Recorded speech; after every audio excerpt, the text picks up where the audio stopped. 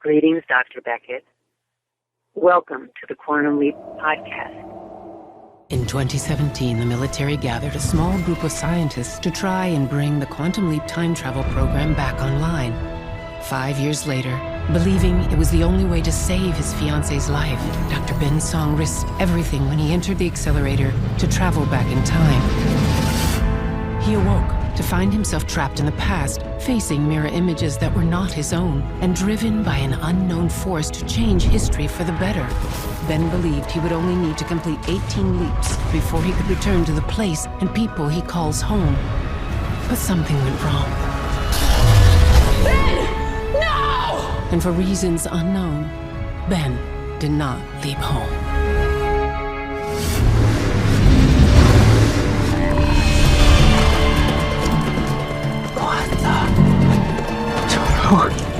I have a feeling we're not in Kansas anymore. You are listening to the Quantum Leap Podcast. This is episode 154, Nomad. Hello!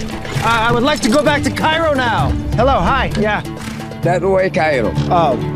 This is your first field operation, right? Yes, it is. Well, the good news is you've never been to Cairo, so the Stasi don't know you. The bad news is, if this is a trap, they'll torture you and bury you in the desert with the rest of the pharaohs. Egypt. This is amazing. It looks like we're flying blind on this one. All we know from the original timeline is that you were a CIA analyst based out of London. You got an anonymous cable that brought you to Cairo, but you failed to make contact and nothing ever came of it. Sounds like I just have to make contact. Once I'm in America, I will give you details on all the East German and Soviet operations across the Middle East, including names of agents, turncoats, and regional agendas. Wow. Okay, here we go. Layla Adele.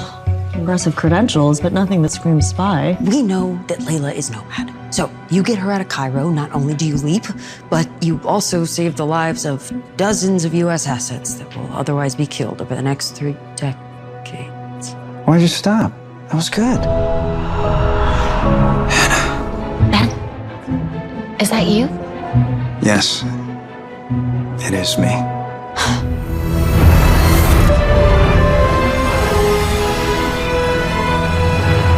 Welcome to the Quantum Leap Podcast, everyone. I'm Christopher DeFilippis. And I'm Matt Dale. And we have arrived at a new milestone. Matt, can you believe mid-season finale? We're here. Here we are.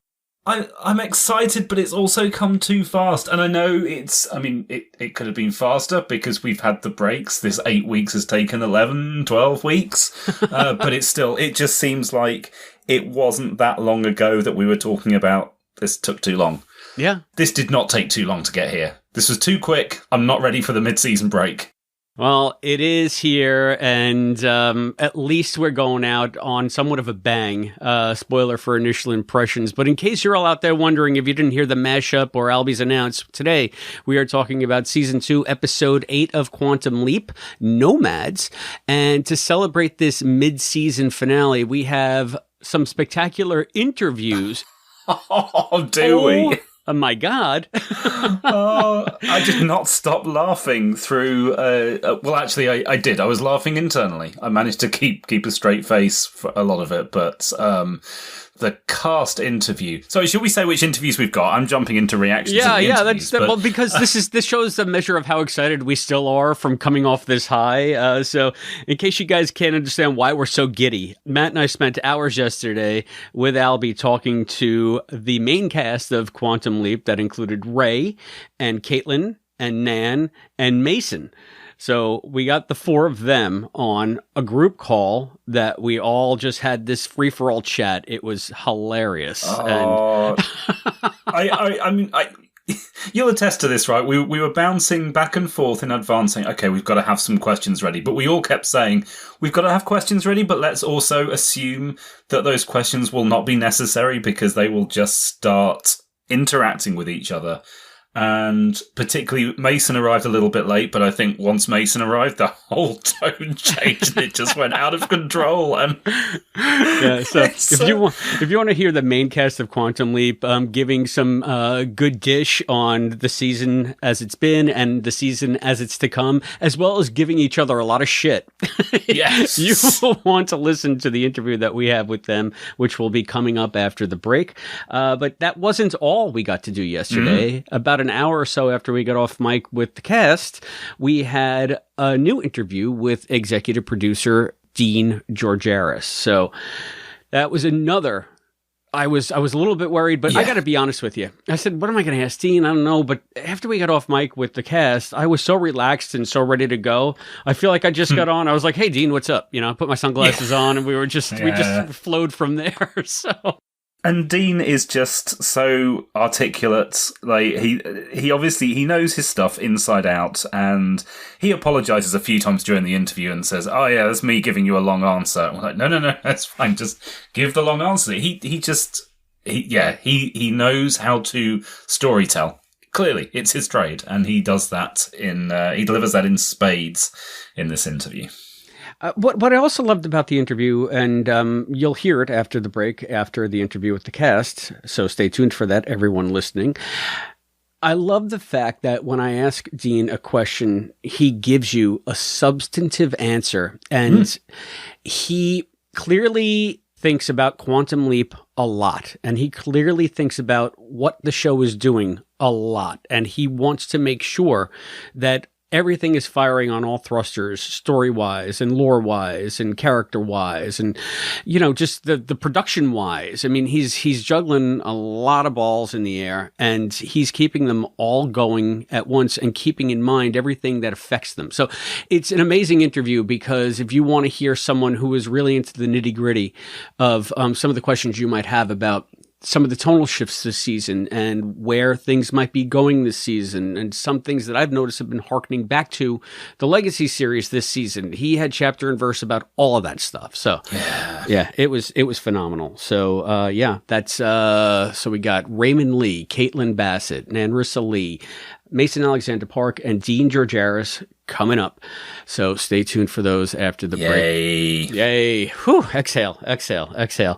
We don't need to do a podcast, do we? I mean, we can just throw straight to them and see you next year, guys. Yeah, I mean... I guess we could talk about Nomads, but we've got enough content just from the interviews. It's Nomad. Nomad. We were unsure of it.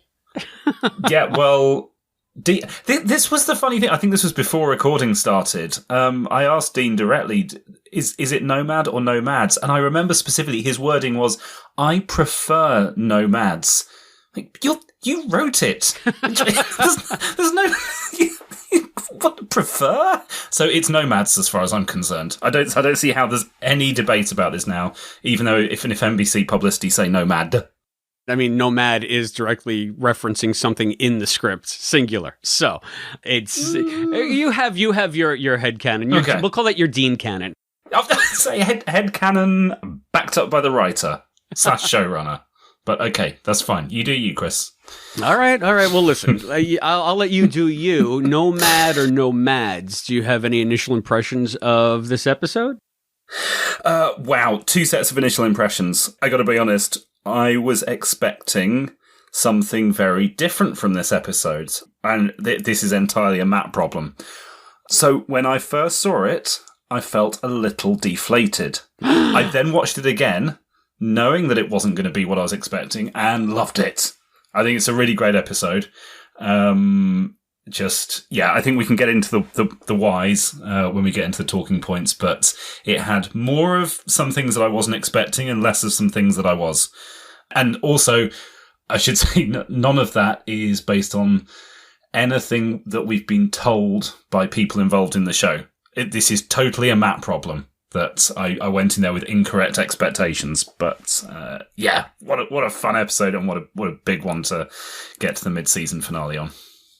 Wow. So thank you for reminding me to put this caveat in before I start, because you're talking about having a Matt problem. I went back last week after editing the episode for A Kind of Magic. I did not realize how negative I came in on that episode based completely. And I kept saying, maybe this could be a Chris problem. Maybe this could be a Chris problem. But we had recorded and then a week passed and then we spoke to Margarita and then I started editing the episode and I was just like, oh no, this is 100% a Chris problem because I came into that episode with a certain set of expectations based on some research I had done. And upon reflection and also upon speaking to Margarita and everything that went into crafting that script, I realized that I let that color the way I reviewed the episode because some of the things that I thought were failings or at the time, I realized we're all in there just in a different way than I expected. And it didn't stop me from being somewhat negative on the episode. So I'm not going to backpedal too much. The episode still did have some problems, but I want to say that it's nice that we can recognize when it's me. The problem is me. So I'm glad that you recognize that because when you listen back to this, you won't be like, oh my God, I sound like a jerk. Oh my God, what am I saying? Oh my God, but it was right there in the script. Why are you complaining? So anyway. I mean, I'm not going to go back and listen to this anyway. We know I don't listen to the podcast, so I can get away with being a jerk anyway. Future Matt is not going to have a problem with anything I say tonight. You're going to be so surprised when you go back and just listen for posterity or when you're doing your new book and the way I edit it to make you sound like a jerk every episode and I'm the hero. Oh, awesome. I can't wait. That's why I've been getting poop through the mail. Literal poop. People have doxed me, found out my address, and sent me poop in the mail, and now I understand it. Thank you. You know, that's dedication because that seems like it would be very inconvenient to ship, doesn't it? This is Britain. You can ship anything. We're a small island. The only thing I want to ship is Ben and Hannah. So let's get back to my initial impressions. Banana. My initial impressions of Nomad. I thought this episode was spectacular. I had no expectations coming in except for the fact that it was going to be set in Egypt, obviously from the leap in.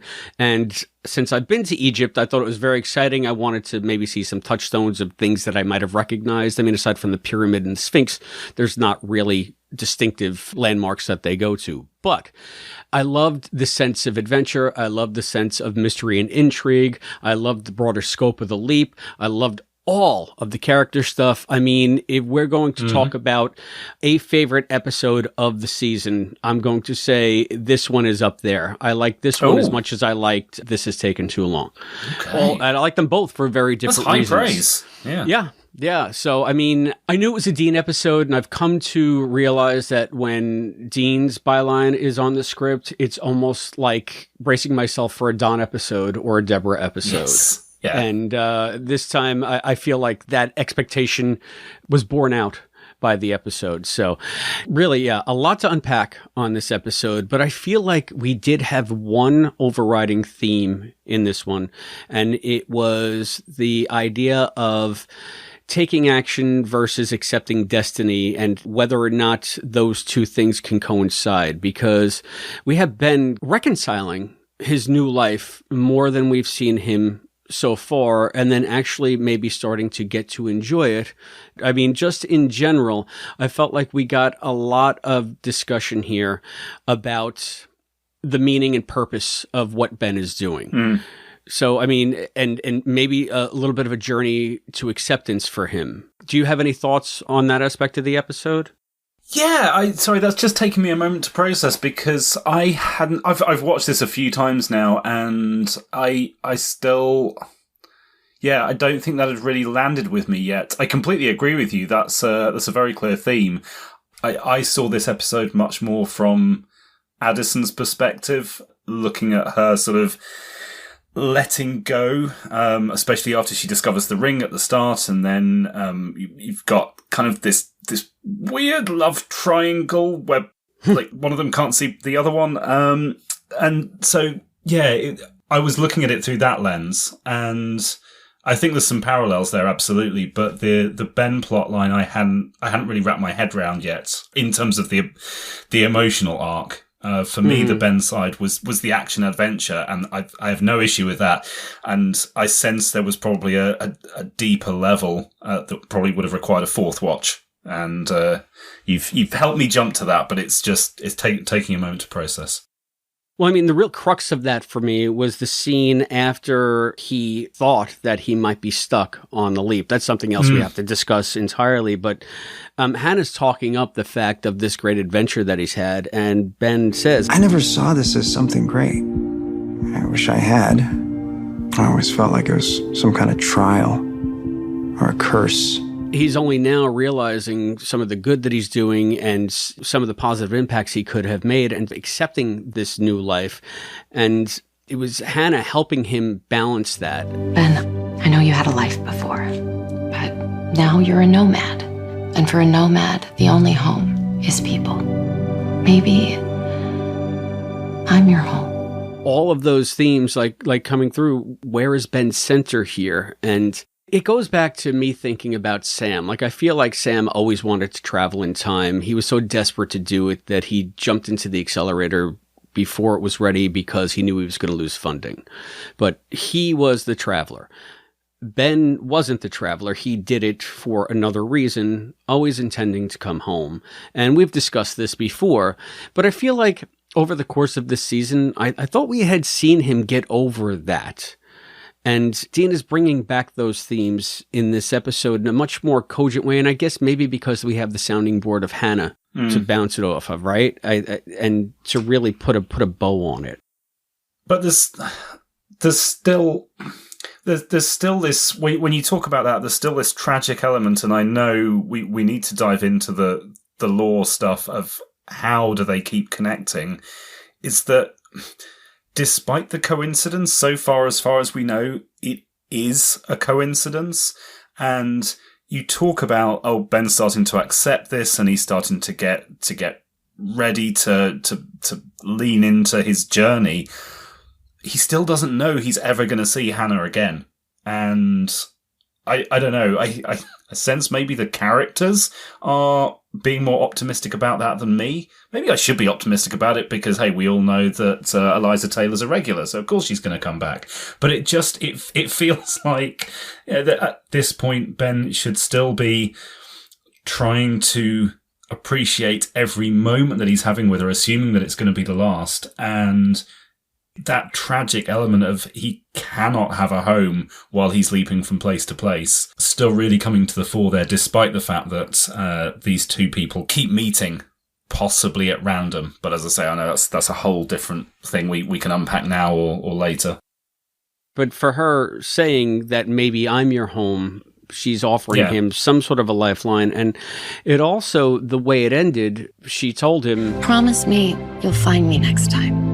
Don't make me come looking for you anymore. I thought that was kind of a neat thing. I wonder if he's going to be able to do that because it's kind of tough. You know, he doesn't know what time he's going to be and he doesn't know if she's alive. If he does find her, will it be before or after? Where on her timeline is he going to be? I mean, ultimately, all right, well, a couple of thoughts on that because we've got this, 6-7 year period that Hannah says, oh yeah, I've not spoken to you since the events of Secret History. So she's either lying or things are happening in the same order for her. But aside from that, now we've got Addison on board and she seems to be accepting what's happening. Hey, even if Ben doesn't end up in the same place as her, at least if he ends up at some point in the last 40, 50 years, Addison can do a bit of research, find out her phone number. They can have a long-distance relationship. He can give her a call and say, hey, I know you're in Texas at the moment. I'm in England at the moment. I'm just going to give you a ring and say hi, how's it been? And then go off on his leap. I sense that wouldn't have much dramatic potential.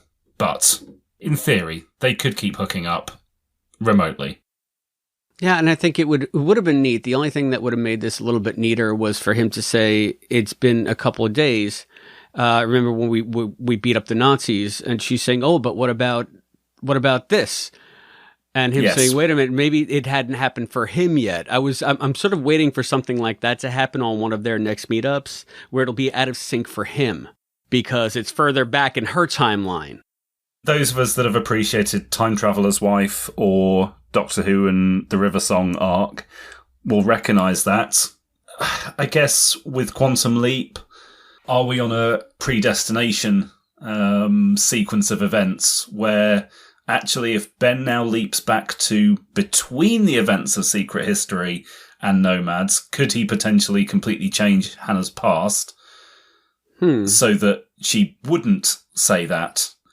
And given the fact that Quantum Leap is all about changing the past, yeah, you're right. It becomes problematic. I could see that it. Yeah. I'm trying to think this through out loud at the moment. I could see how things could happen out of order, but we wouldn't end up with a scene like that. Yeah, and I would think that if things did happen out of order, that no matter what, I guess it also maybe deflates some of the tension that would have happened if it happens out of sequence for Ben, because. You know by default, since Hannah's fine, that no matter what stakes they give to Hannah in that leap, it's eventually going to turn out fine if you take a contiguous timeline that Ben has already changed. You know she's going to be around when she's older, but yeah, potentially, yeah. If we have a pre-Nomads leap, could she be in some danger that would mean she wouldn't be around for Nomads? And then if that happened, what would happen to Nomads? What would happen to Ben's history? It all gets. Oh, I'm going to need to do another one of my my timelines, aren't I? And the fact that we're wrapping our heads around it and trying to come up with, it's not even happened. I would hope, for the sake of the casual audience out there, that the production team continue to do this in chronological order, and this is more of an emotional journey than a timey-wimey paradoxy thing. I love that kind of stuff, but I don't feel that's the story they're trying to tell. Yeah, I can't see the Monday Night at 8 crowd diving into that. Yeah, and I'm fine with that. I like the idea of him dipping in and out of her life at points in order. In fact, I referenced River Song earlier on. I'm going to do another Doctor Who reference, maybe more of a Girl in the Fireplace kind of thing, where the Doctor met someone and then just kept meeting her throughout her life, and it was only a couple of hours for him, but it's he was dropping in, and there was still a lovely emotional journey there, and I could see that working very well here. Okay, we'll call Hannah the Girl in the Diner. The Girl in the Diner. Because that's where we saw her first, right? Yeah. So, well, I mean, I think that it's a nice way, this burgeoning relationship between the two of them, to also highlight some of the themes of destiny, because it's as if they're destined to be together. And it comes into some of the lore stuff that I know that you had been alluding to, but just to stay on the theme of destiny, it really became hammered home to me, because it wasn't just Ben talking about it and Hannah talking about it, but Layla, who is Nomad, talks about it. I had a vision of my future. I wanted to change my destiny by taking it into my own hands. And it's almost like she's telling Ben, hey, you have an opportunity here. And of course, what did I start thinking of? I started thinking of Mirror Image, because I'm always thinking of Mirror Image. And the bartender saying, Are you saying I can leap home anytime I want? Technically, yes. What's the catch? The catch is that you have to accept that you control your own destiny. So, I mean, these are Quantum Leap themes through and through. Like, to me, this is like a foundational ideal and idea of Quantum Leap. So for this episode to dabble so heavily into it, especially when we've been seeing allusions to other aspects of the lore, not just practically in this episode, very practically, but also just thematically, and ideas being tossed around. We talked to Dean about this a little bit in the interview, and he answers very substantively. So go and listen to that after we're done here. You won't be disappointed. But this whole idea of destiny, maybe that's why I wanted to lead with it, because to me, it ties so much of Ben's journey to where we left off on Sam's journey.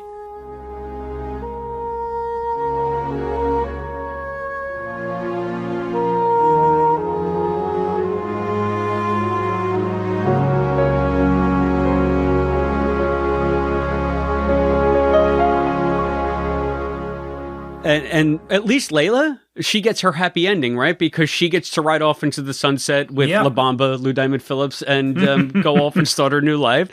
And Ben is still struggling with the whole idea.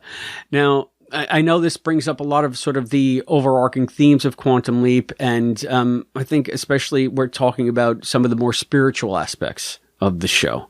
And I think that you had been alluding to those before. We were talking about some aspects of the lore that we wanted to get into. So do you want to get into a little bit of that? Well, yeah, I mean, this is definitely, again, I know we talk about this in the interview a little bit, but this fact that these two people seem to be tied together, and it's not... It can't be random. It's statistically impossible anymore for it to be random that Hannah and Ben keep meeting. And it's something I'm so glad that they're finally... I say finally, we're 8 episodes in, but I'm glad they're finally approaching directly, because I think a lot of us had those questions. Season 1, although to us the leaps were random, we were assured, yes, Ben had got it all planned out. So although Ben had amnesia, he knew exactly where he was going to be and when to get him to this slingshot effect around the sun so he could travel back in time and save the whales. In the new season, there's... I'm sorry, I can never do that. I can't talk about the slingshot effect without thinking of that. But since then, what's controlling the leaps and why? Okay, fine, maybe it's like the original series. GTFW's controlling the leaps now, and he's just going wherever's interesting. Well, okay, but that's not modern TV. There still needs to be some kind of reason and some kind of arc, and I think there's more to it that we just don't know yet. And Hannah's somehow tied up in that, and this maybe speaks a little bit to what disappointed me and shouldn't have done about this episode, because I was expecting some kind of either big conclusion or big pivot to the evil Chip plotline and everything that's going on in the present day, and B, some more direct answers to why Ben was leaping and what's going on this season. Despite the fact that it's been very clear that actually the arc of this season is not a technological arc or a mystery box arc or anything like that. It's an emotional arc for Ben, for Addison, for everyone involved. And that's why I said very clearly this is a Matt problem, because I think Dean and the crew have been very clear. We are going on an emotional journey this season, and Nomads is a perfect pivot point for that emotional journey. But what I got in there initially expecting was some stuff that was a bit more direct, and it does deliver that. And it's that wonderful moment where Addison steps out of the imaging chamber and basically says, Ziggy's basically a big AI fanfic writer that's shipping these guys, and that's why she keeps putting them together. I know why the accelerator keeps putting them together. They're in love. But there's something going on there, and we don't know what. And will we ever discover what? Maybe it doesn't matter. But certainly at this point in the season, it's too early for us to know that, and it shouldn't be a problem. And that's why I enjoyed it a lot more the second time round. I hear you. So, I guess for me, all of that Chip stuff and how all of this is going to come together, when are the puzzle pieces going to snap into place, right? I know it's going to happen. I'm waiting for the Hannah reveal. How does it relate to the mystery Chip? How does Tom fit into it all? What ultimately is going to be their fate? Is it going to wind back in on itself? I'm jazzed for all of that. I want to see the bigger picture, but I'm in a place now where I'm enjoying the character work so much that I can wait. It's not that I don't care. It's that it's not frustrating me to not know yet, because it's just not time in the overall story cycle for those moments. I feel like we're still mining some really good emotional ground here. And the fact that we are touching upon other things, like the possibility of GTFW or some kind of benevolent guiding force, that's enough to sustain me, because I'm more interested in those questions anyway than I am of, say, like the denouement of how the Chip came to be, and is Hannah behind it? Is Lothos behind it? Who's doing what? I much prefer Jen in the control room speculating, well, obviously the accelerator put them together because it's a double leap. He needs somebody else on this mission. So, that to me speaks of them all of a sudden being very, very comfortable with the idea of direct intervention and some force helping Ben achieve his ends. That's a complete sea change from the original parameters of the project as they knew it. Yeah. So it's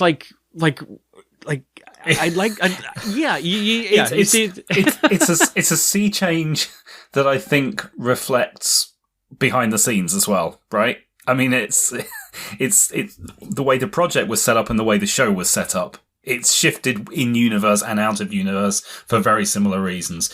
And I've got to say, to your point about this will sustain me, when I reflected on my initial thoughts behind this episode, I realised actually, although I do expect some kind of solid conclusion, I don't feel I need one if we don't get anything. And this just ends with, the universe thinks Ben and Hannah should be together. Just like the universe thought that Sam needed a break in Temptation Eyes and needed a holiday. That's fine. I'm actually cool with that. I don't think that's where this is going. I suspect there is going to be more to it, but I was initially disappointed that didn't happen in Nomads, questioned myself about it, and then realised that, no, you know what? I'm happy going along for the ride, because this is a really good emotional journey, and the ending does not have to be, it's because old Hannah invented the chip and she's doing this to coordinate it so they're together, and whatever. It's however it ends, I'm sure it'll be good. It's not necessarily important to me anymore.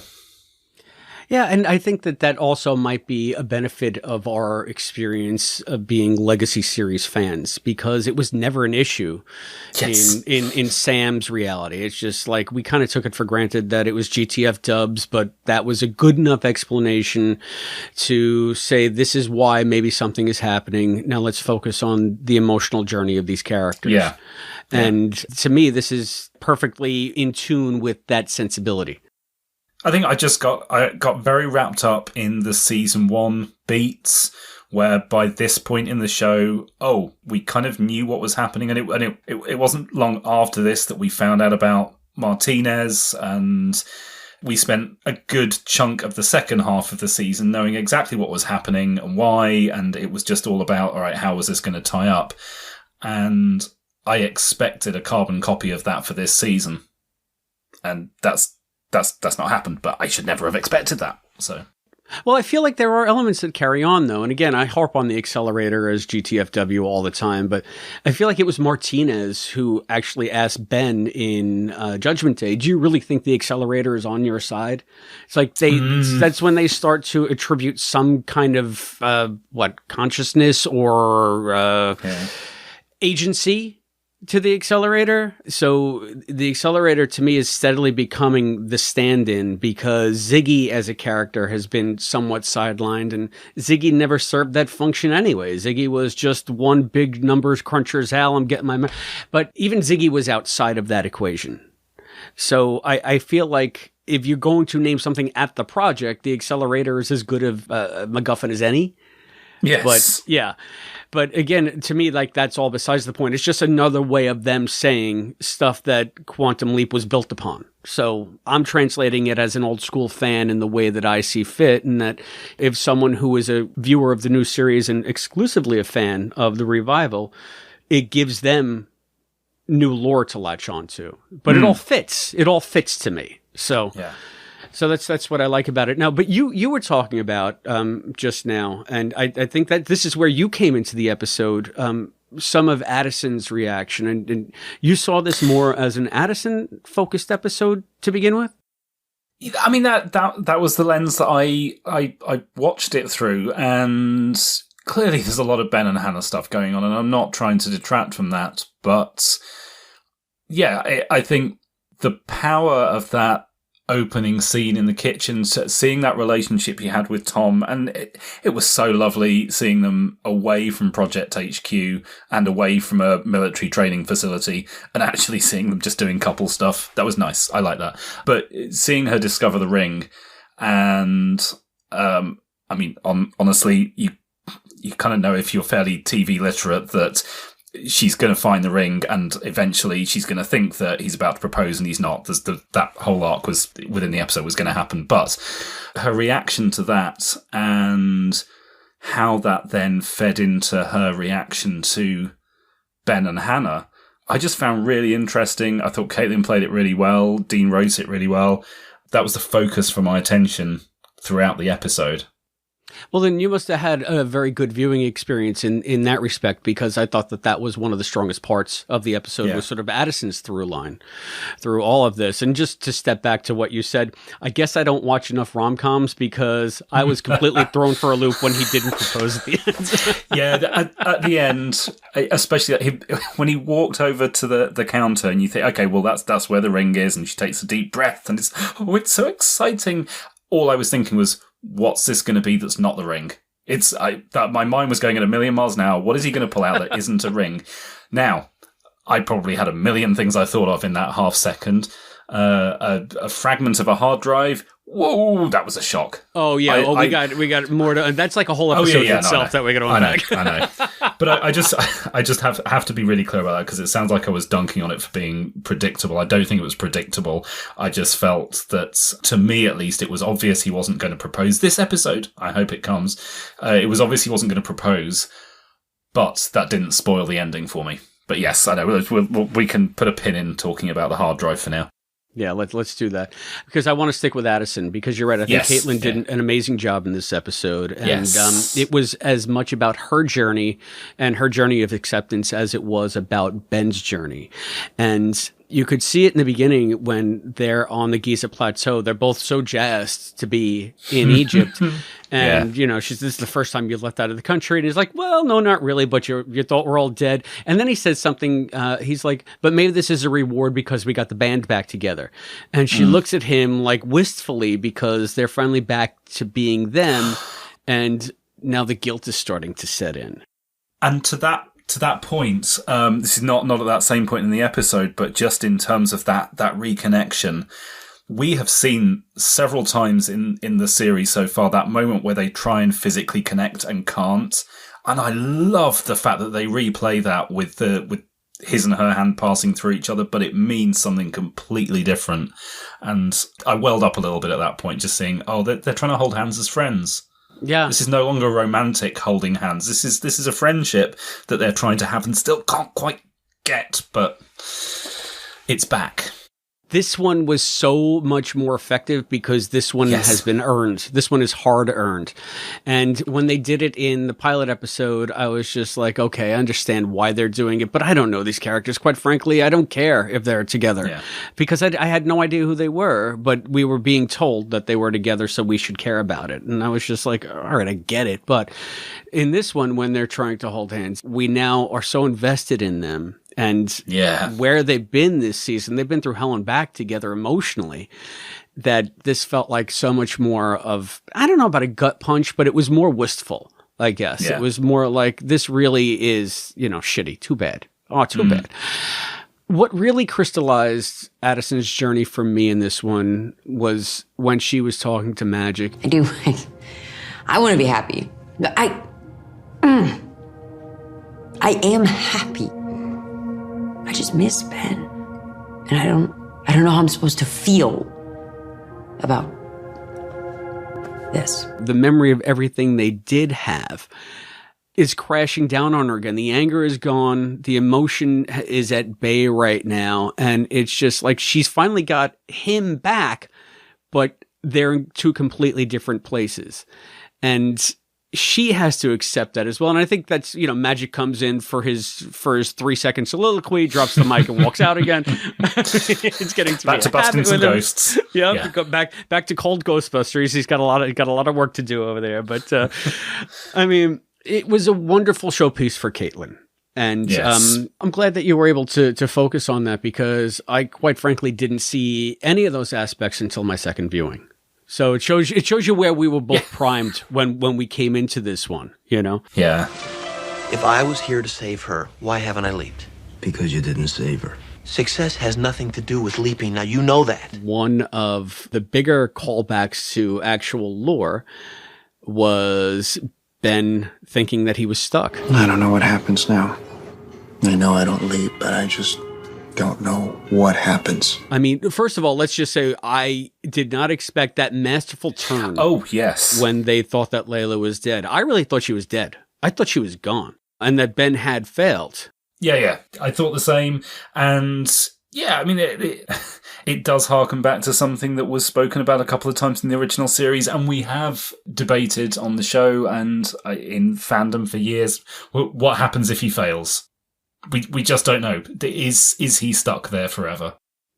So I have a couple of questions about this, and maybe it also ties into sort of the bigger picture with the fragment of a hard drive of a DARPA of a, you know, the fact that they're all thinking that leaping is predicated on success.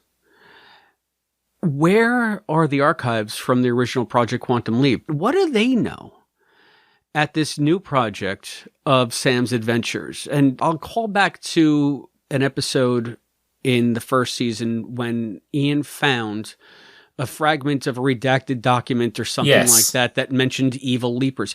How do they not know chapter and verse everything that happened in the original series? How were they briefed? How was this project built? I'm so confused and curious to know where the line is for them. Is it something that they don't need to know? It was just like, we're going to delve into the science and we have a mandate from this government agency and that's all they know? They just know Sam's work, not Sam's adventures? I'm trying to figure out where the line is there. Yeah, I think it's very unclear, and I'm fairly sure it's going to be one of those things that depends very much on the needs of the plot week to week. When it comes to success and leaping, it was not 100% consistent in the original series, so anything they found, could have said either.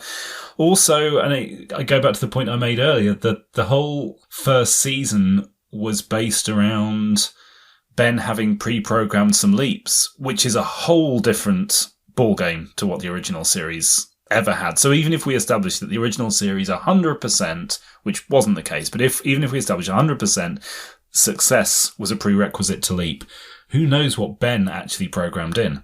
And are we still seeing the remnants of that programming in whatever's happening in season 2?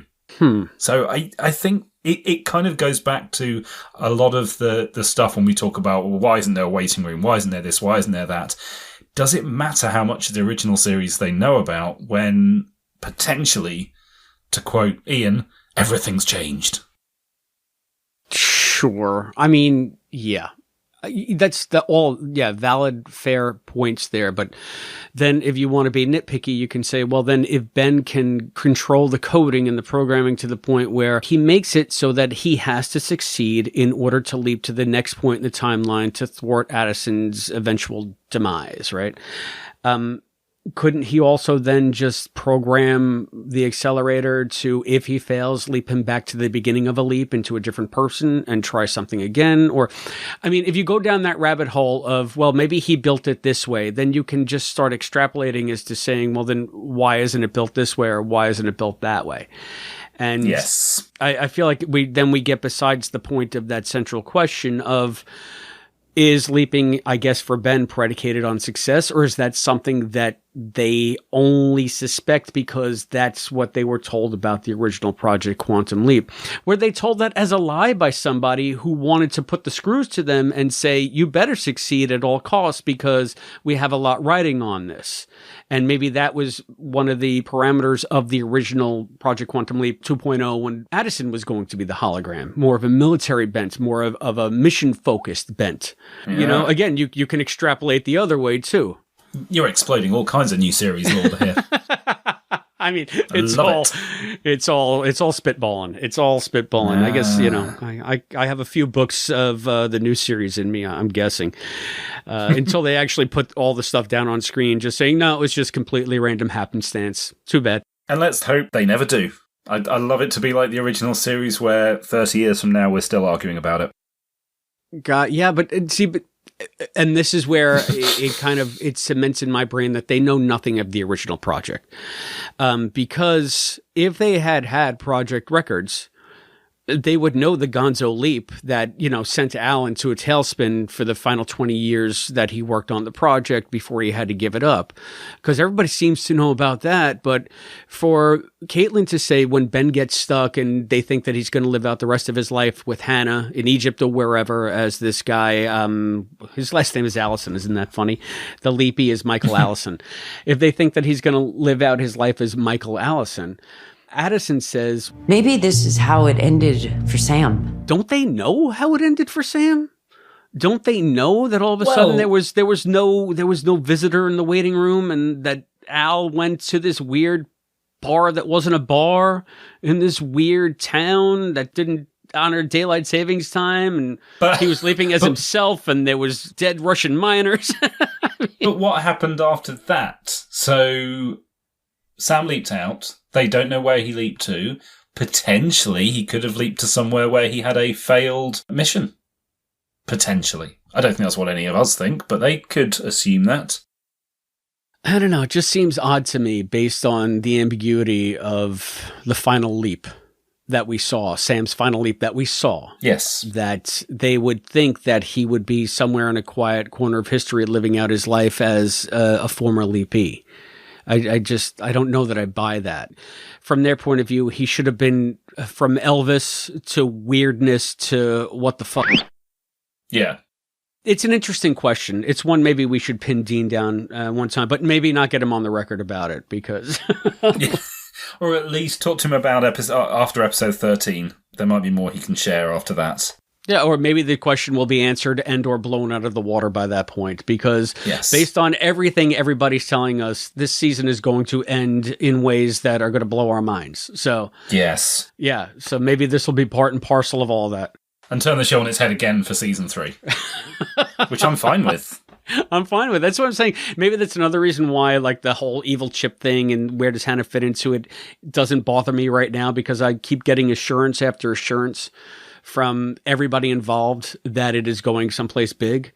Yeah. And I'm content to wait again because, and I'm sorry, I'm repeating myself, but I'm just really happy at where we are right now with the characters. Yeah. And I'm happy to revel in that for the time being. And I'm also confident that this is 21st century television. They will wrap things up somewhat definitively. Yes. Because that's just sort of the nature of the way things are now. So we're going to get some kind of ending, period. Yeah. Whether it's one that we're happy with, it's not going to be left up in the air like the original series was. So, but again, that's not to say your foiled wedding ring plot feeds into all of that intrigue and all of that plot stuff and all those story mechanics. And I mean, it also... I can't help but think of the Legacy series when you find a fragment of a hard drive of a discontinued DARPA project. Yeah, Lothos. Well, you're going to say Lothos. I'm thinking, what is the genesis of that? I'm thinking Starlight Starbright. Yes. And again, is that too deep a cut for anybody who might be watching who doesn't know? The original, especially like the intricacies and the nonsense of season 5. I mean, where do you go? Although they did call it, they did name drop Evil Leapers. So I don't know if there's a line for them. So, okay, to put this in context, it's Sunday night, 10th of December. Last night, Doctor Who fans sat down and watched the sequel to a story from 1965 that is was mostly destroyed. So no one's seen it since it was first broadcast, and we had a sequel. And you know what they did? They just introduced a cool villain, and at one point it had a literal 2-second flashback to some colorized material from the William Hartnell era. And that was fine. And I've been speaking to casual fans about this. Not a single person has said, "Who's the toy maker? Why is there a toy? What's this all about?" I think if the writers do their job right, the fans will love it. The people who haven't seen the original series or don't recall it aren't going to care. They'll just say, "Okay, there's another project out there with some kind of evil machinations to build another accelerator. Cool. All right, it's called Lothos. All right, that's fine. I'll roll with that." And the fans will squee, and the casuals will just get it. Aren't we always squeeing in one way or another? Yes, yeah. Of course. So yeah, I think anything's possible. I wouldn't rule out deep cuts, because of the quality of the writers. Lesser writers would have to avoid that kind of thing, but the writers on this show are really good and could get away with doing that in a way that remains accessible. So, I mean, I don't know how deeply you want to go into discussions about like speculations of what this DARPA project might be, but for those of you, and maybe I'll say it this way. This is what I'll recommend. Instead of Matt and I discussing what it might be, why don't we, if you have no idea what we're talking about, go back to the original series and watch the season 5 episodes, Deliver Us from Evil, Starlight, Starbright, Return of the Evil Leaper, Revenge of the Evil Leaper. I think that those 4 would give you a good headspace of where we think some of this stuff starts to tie in. Do you agree with me on that, Matt? Yeah, and I think if you're really into the season 5 stuff and you want a bonus there, Kill in Time. And I only mention Kill in Time because Carol Davis in her book Mirror's Edge includes that in the fan theory of how everything ties together. Oh, and then I guess then we have to tell you to read Mirror's Edge. Yeah, but that's a chunky old book, and it costs like £100 when it shows up on eBay. So good luck with that one. We'll be doing our review of that at some point in the next year or so. So yeah. But yeah, I think the episode names that Chris mentioned are the ones, and I would say Kill in Time as a possible extra credit. I feel like maybe we're being disingenuous to longtime fans by not giving the spoiler-filled speculations, because it is from a show that went off the air 30 years ago. But I have a feeling that if you heard me and you're a longtime fan and you heard me mention those 5 episodes in that book or whatever, you already know what we're going to talk about. We don't need to go into it. Yeah, at this point, the conversation is academic. Yeah. You know? This is basically what we're saying here is the exact flip of what I would expect from the writers in the show. We are giving some subtle hints that mean nothing to the new viewers, but everything to the original viewers. And I would expect the writers to do the exact opposite.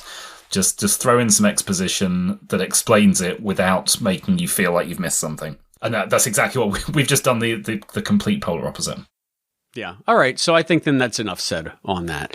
And you know what? If it turns out that we're completely wrong and we're just completely fanboying all over the place, because I still won't be disappointed, because I've been trusting this writing team more and more this season. So I'm keeping an eye on Caroline Seymour's movements. That's my current hobby. Just saying. Just in case. You don't think Renee Coleman's coming back? Renee Coleman seems to be retired from acting. She is. So go back and listen to our episode for Deliver Us from Evil or Return Revenge. I actually got her on the phone. You lucky dog. And she was very nice. And she's just like, I honestly don't know what I'd talk to you about. It was so long ago. I'm not acting anymore. Just, have a nice day. And I'm like, thanks, Aaliyah. All right. So anyway, let's go. Hey, Nomads, whichever one you prefer. Nomads. I prefer Nomad because I think of Star Trek. Nomad.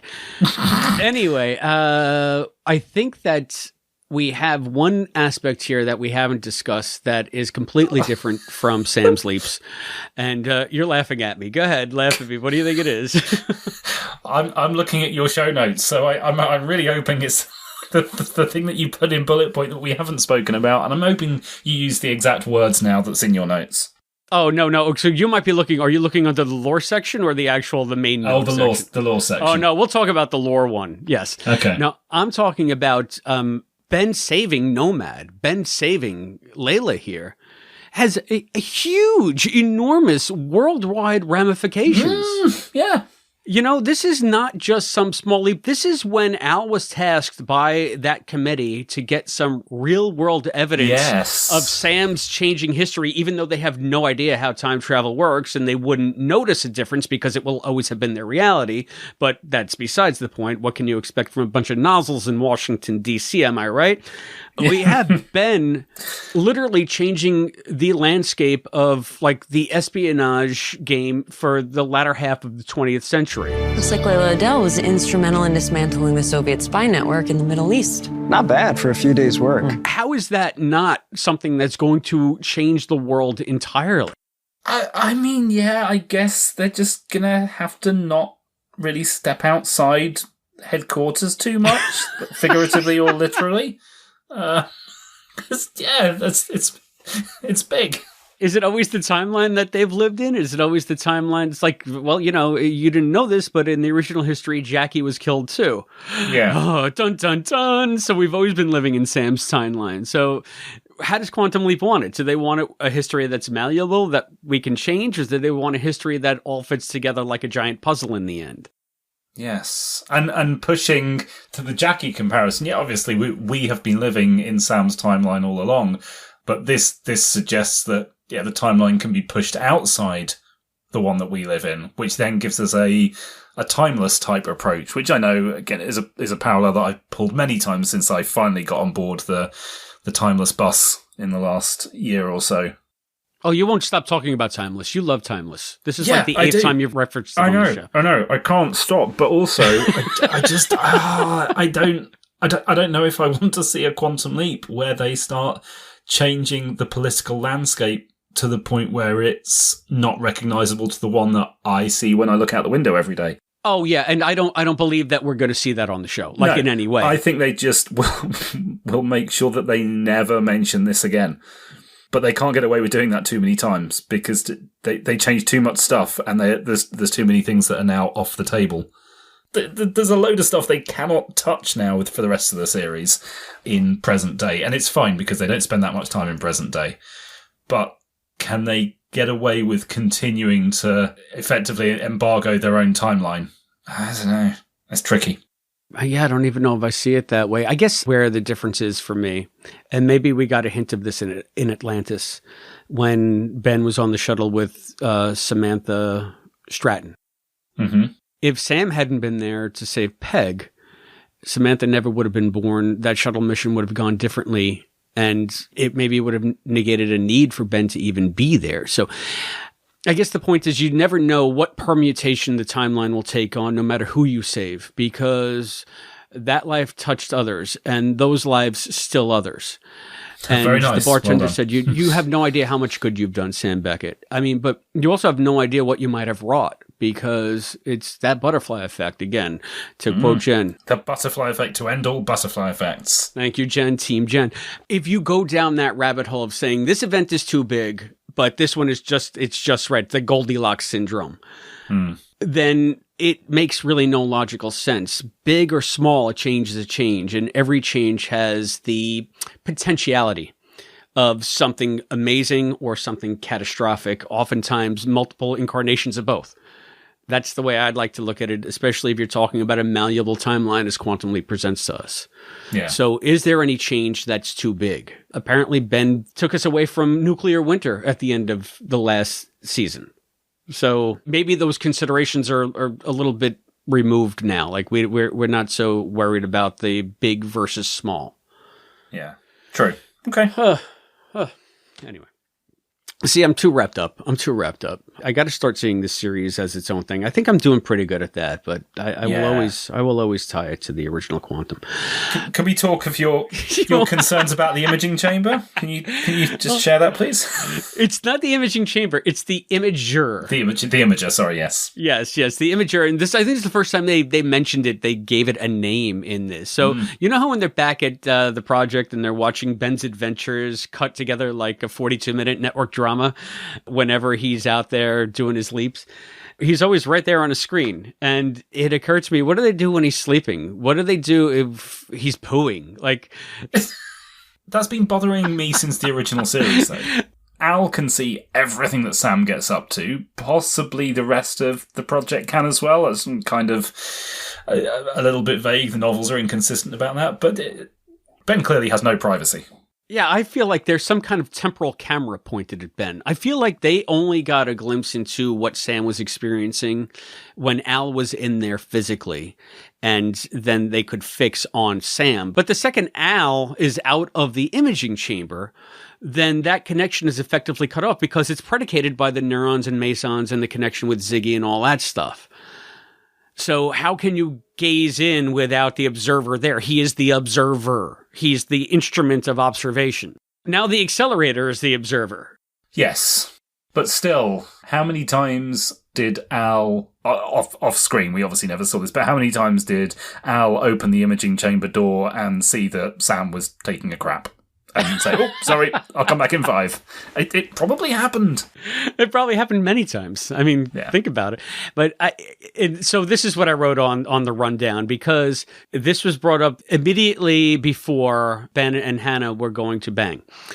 And she stops and she's like, Worried who's watching? No. They turned the imager off once they know I'm safe and things are calm. Well, that sounds promising.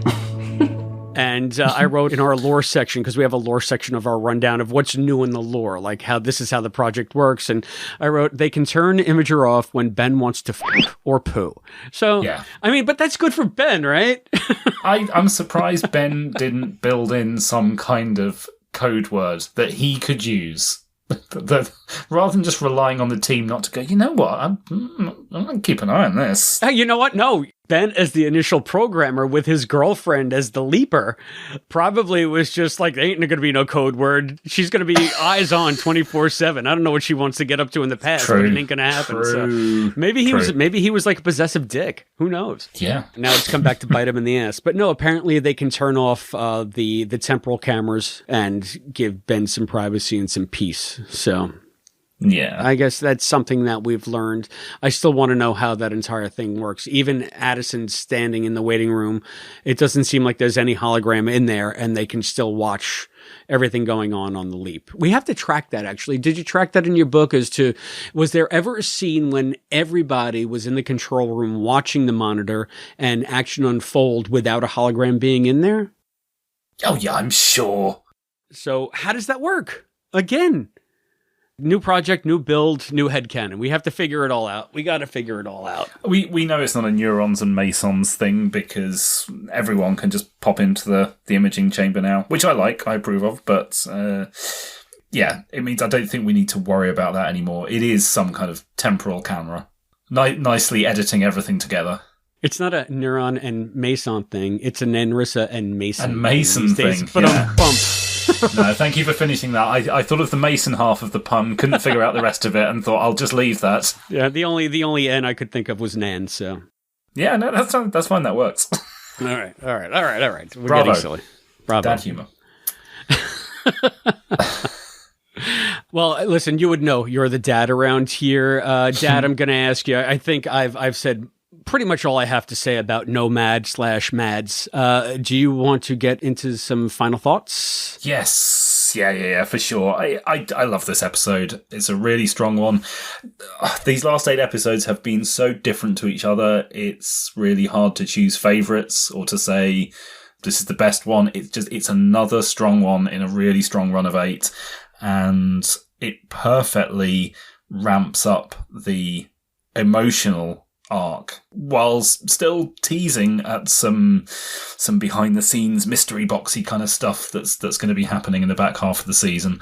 Great performances from everyone, fabulous cinematography, really so good. I know we talked about that at the top of the show, but I just want to emphasize again that they made the most of going to Egypt, and beautiful looking episode. Yeah, really, really high one to end the mid-season on. What a wait we're going to have for the next couple of months. Yeah, for sure. It's going to be torturous because, like you, I just loved just about everything about this episode. It answered many questions for me. It was a terrific place to leave the characters emotionally, and it started me asking many different questions about the way this series works compared to the Legacy series, all in good ways, all in, like, again, those lovely Chris connection ways that my fan brain just thrives upon. And on top of that, we're getting, again, a much broader feeling sense of adventure on the leaps. I dubbed this one Ben Song International Man of Mystery. I love just the big feeling that we're getting bigger, bolder, more adventurous types of stories. And at the same time, in the midst of all of that, keeping the show focused on the characters and making the character work drive the story and the journey as much as the leaps are, even more so in most cases. It's such a complete change from season 1.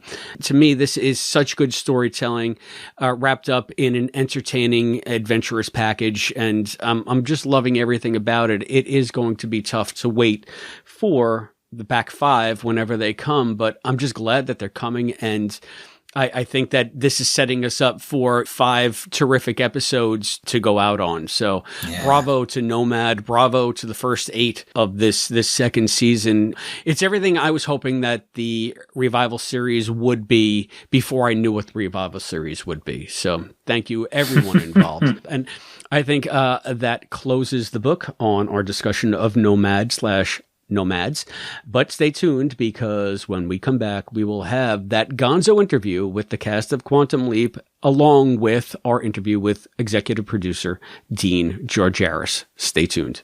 The QLP is brought to you by listeners like you. Please go to patreon.com/Quantum Leap Podcast and give as much as you can. For as little as $1 a month, you can be a contributor to the Quantum Leap Podcast. It goes to covering our server cost and helps keep the podcast going. Thank you. I'm Jethro. And I'm Matt. And we're the co-hosts of the Drunkard's Walk podcast. Do you know what the St. Pancras Railway Station, Hydrox Cookies, and the Ragamuffin Cat all have in common? They're all pages on Wikipedia. And on Drunkard's Walk, we go from one random Wikipedia page to another only through the internal links of Wikipedia. That's right, and we get those destination pages from guests that come on the show that we talk to and find out why they give us those pages. And there's a little drinking and a lot of arguing. So check out Drunkard's Walk wherever you find your podcasts. This is Mason Alexander Park, and you are listening to the Quantum Leap Podcast. Hey, you know, we completely forgot to touch upon the fact that Lou Diamond Phillips was in this episode. How did we miss that? Yeah, he was okay. Yeah, you know, he was all right. You know, I mean, he's not a Hollywood Legends or anything like that, but yeah. No, it's funny because, I was talking to Albie about it. We were doing another special for the YouTube channel. It was a celebration. They got the 2,000 subscribers over on the Quantum Leap Podcast YouTube channel. So we were talking about it, and we were just talking about this episode as well. And he had realized, actually, it was Serenity that realized that there's a song that plays in this that plays in La Bamba. Mm-hmm. It's a song called Sleepwalk by Santo and Johnny, and you'll know it if you hear it. It's like a guitar piece, and they play it in the hotel before Ben and Hannah go at it. And it turns out that it was also a piece playing during the funeral procession of Richie Valens in the La Bamba movie that Lou Diamond Phillips starred in. So I don't know if that was an intentional thing, but Albie spotted it. Actually, Rennie spotted it. So good on you, Rennie. Nice. Yeah, but I mean, I guess maybe we were a little bit remiss. Lou Diamond Phillips was fantastic in this, and Azita Ganazada, I think I'm saying that right, as Layla, as Nomad, she was terrific. As one of the 2 nomads in the show. Yeah, because there was more than one nomad, which is generally how plurals work. But she was fantastic. Her code name was Nomad, not Nomads. Yes, and Ben is also a nomad. Anyway, sorry, I'm distracting because she was really, really good. I don't think I've seen her in anything else. But she's such a strong actress. I feel like I need to find something else that she's been in. It's funny because usually at this point in the episode, we'd be introducing the first of probably many interviews with the guest cast, the guest stars, someone like Azita, someone like Lou Diamond Phillips. But sorry, guys, we're going to have to disappoint you because the only thing we have to give you is a roundtable discussion with Raymond Lee, Caitlin Bassett, Nanrisa Lee, and Mason Alexander Park. I know, but it's okay. Albie's in there too. Okay, good. You get to hear from Albie.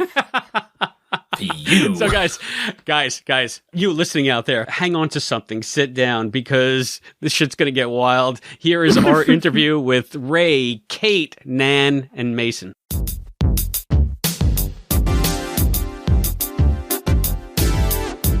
Hello, Leapers. This is Chris, and I'm here with Matt and Albie, and we are thrilled to bring you 3 very special guests today. Joining us on the Quantum Leap podcast are Raymond Lee, Caitlin Bassett, and Nanrisa Lee.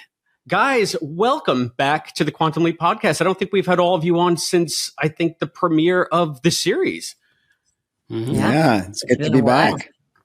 It's been a while. So, yeah, it certainly has, but it's a long time overdue. We're happy to have you back. And, so much has gone on since we talked to you last. We had the whole first season played out, and we saw the denouement of that. And then we started the second season on some shaky footing with the writer's strike and the actor's strike. So I want to talk about so much, but I think that maybe we just start sort of at the beginning.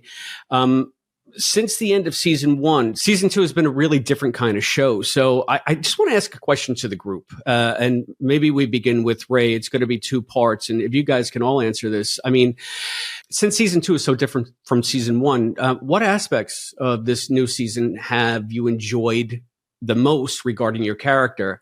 And what aspects have you found the most surprising or challenging? Well, I think it's what you said. It's about the character, and I mean, for me personally, I really enjoy character work and character-based stories above anything else.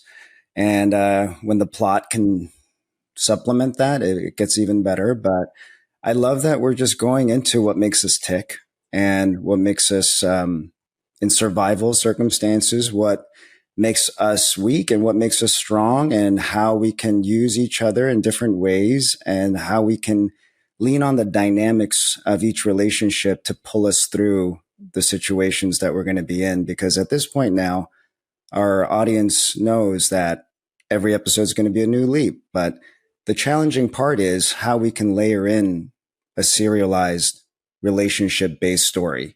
And this second season, I think our writers really took the time to look at our characters and develop it and flesh it out and put us in even more outrageous circumstances to see how we can keep our head above water. And I think the most surprising part is seeing how these stories continue to be revealed to us. It was already exciting in the first season to see every episode that would fall into our inbox and be like, wow. But now with, especially with our 2 series regulars added to the mix, it's, there's just a whole new dimension of dynamics that we can play. And it's looking through a prism from a different angle now. And it's really nice, the shades that we get to layer in. That's great. Kate, how about you? I mean, the time off was nice. My favorite part might be a weird answer, but it's we get a little less of me and a little more of Nanrisa and Ernie and Mason. I think this show's strength, I've said this before, but this show's strength is in its ensemble cast. That's what makes it truly different, aside from the fact that, we've moved forward in technology, is what makes this a different show, makes this our version of this. And I think it's nice when the audience starts to have shorthand relationships with these characters. You're like, ooh, it's a legal issue, or there's that's going to be Jen. She's going to crush that. You know what I mean? Or we got some nerd stuff. That's probably going to be Mason today, there's something military, Addison's, that's probably her bag. So I like that. And I'm very excited for that to continue, because it just allows more space for story, which I think is something that we need to lean into more, when it comes to our main cast. And Nanrisa. I think the advantage that we had to season 2 was rolling right in from 1, because by then I feel like we had really hit a stride. But talking with Martin and Dean right before we started season 2, they told us that they were going to be focusing more on relationships and sort of what was going on. Of course, bringing in Peter and Eliza, with, our mains with Ben and with Addison. But I think it was really, we all had such a good time, because I think coming in and out of the imaging chamber, taking turns, being holograms, it felt like what Caitlin said, we were really able to sort of start to define out what each of the team members bring to the table as our own personal strengths and being able to help Ben on the leap, sort of bringing a different perspective, because obviously we are all quite different. And so I think that was really exciting. Hopefully there's a bit more of that. I'll always take any chance to leave headquarters. I love headquarters, but sometimes I call it the cave. I'm like, oh God, they let me out of the cave today. It's going to be so fun. And come and shoot with Ray and meet the guests. And that's always fun, because it was something that we didn't really get to do very much during season 1. So it's been a great time. I'm intrigued. You've all mentioned the ensemble piece, and a couple of you mentioned the additional actors that have been added to that ensemble this year. Obviously, you guys have been together since the start, very tight-knit group, and you're used to bringing in new guest characters every week. But how did that differ, bringing in Peter and Eliza as new regulars? How did that change the dynamic for you behind the scenes? Behind the scenes, it was great to just have essentially a recurring physical person in my reality, somebody that could be sharing a continued storyline with and talk about how we can build this, and how we can, slow burn some things too. Peter and Eliza are both seasoned vets, and they know how to play out a storyline best to create the best. So basically, like when you have a one episode guest star, you're really trying to squeeze in an arc really quickly, right? I mean, and for the top of show guests, they have a pretty great journey ahead of them, but it is retained within, 8 scenes or something like that. And you have to really flesh out an arc. But to know the trajectory of a 6-7 episode arc is very different for an actor to navigate. And the fact that you can have those conversations knowing where we should end up, is really exciting. And that's a conversation that I didn't get to have in season 1 with our guest stars. And so, behind the scenes, that stuff is really exciting to excavate with seasoned actors. Have you had that discussion with both Eliza and with Peter? Because I know you're dealing more with the Ben Hanna stuff primarily, but you did get to do that one episode with Peter. I thought you guys were great together. Yeah, thanks. I loved working with Peter. And it's a side of Ben that you don't get to see, which is a jealous Ben, a Ben that is just a little bit, there's resentment there. There's a little bit of anger there, but it's generally just like, you're sleeping with my girl. And to see how petty Ben could be was also really fun too. Also didn't want to make him too petty where it just becomes like, like what is wrong with this guy? But it's fun to toggle that, and to find the good balance. And we had the best writers and producers on set to maintain all of that. But yeah, it was fun working with Peter. He's got a different sensibility. He's got a different tempo to him. There's a gentle softness to him that can really combat Ben in his most volatile moments. And so you see a pretty stark contrast, in my opinion, in the type of person that Addison could be interested in, which is also just a great shade to see what Addison could be interested in, especially with the 3-year gap.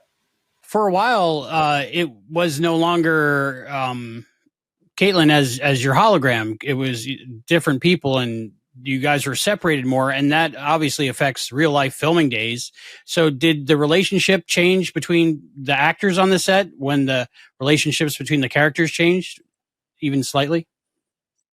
For me, yeah, of course. I mean, I went from having Caitlin nearly every day to having Caitlin like every other day to every 3 days. And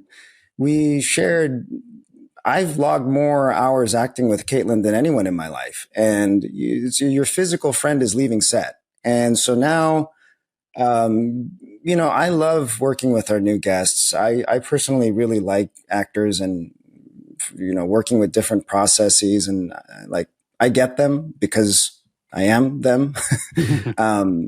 And so I enjoy that, but it's also really nice to have a real consistent friend with you every day on set too. So yeah, it's an adjustment, but it's an adjustment for Ben as well. So it kind of bled into one another. One informs the other. But that's the great stuff that we can use for what we do. And just to toss in a little anecdotal story. So Ray and I knew that we were going to be like broken up for a while. And so we were like, well, to thank, everybody, we're going to get the crew it was like a donut truck, or I forget what it was. I think it was the beignet truck. Yeah. It was the beignet truck. And it's like going to be from Ray and Caitlin. And we've done it a couple times. We tend to split things and send it out for the crew. But Ray scheduled this one, and he scheduled it the day after I left set and was not going to be in the leaps anymore. Not purposeful at all. I was like, so this feels like more of a celebration of. I had them retype the sign just from Ray and Caitlin, just a real tiny print in the bottom, and with a question mark. And Caitlin, R.I.P. Yeah, but it was really fun. That was the day. It was the last day. What's his name? Who's in 4? Oh my gosh, I can't believe I'm blanking on his name. Tim Matheson? Tim Matheson? Yeah, Tim Matheson was on set. It was the last day Tim was on set. And I was like, all right, Ray, well, bye. I'll see you in a few weeks. And someone just popped in to join us. We have an additional guest. Party crasher. All right. Welcome. So for those of you listening at home on the podcast feed who can't see the video, we just had the arrival of Mason Alexander Park. Mason, welcome to the Quantum Leap podcast. Thank you so much for joining us. Thank you for having me. I'm so excited to get to pop in midstream. It was just me talking, which you've never worried about before. No, it's usually Caitlin rambling. Yeah. It would have been weird if I came in when it was like Raymond or Nanrisa. So I'm glad.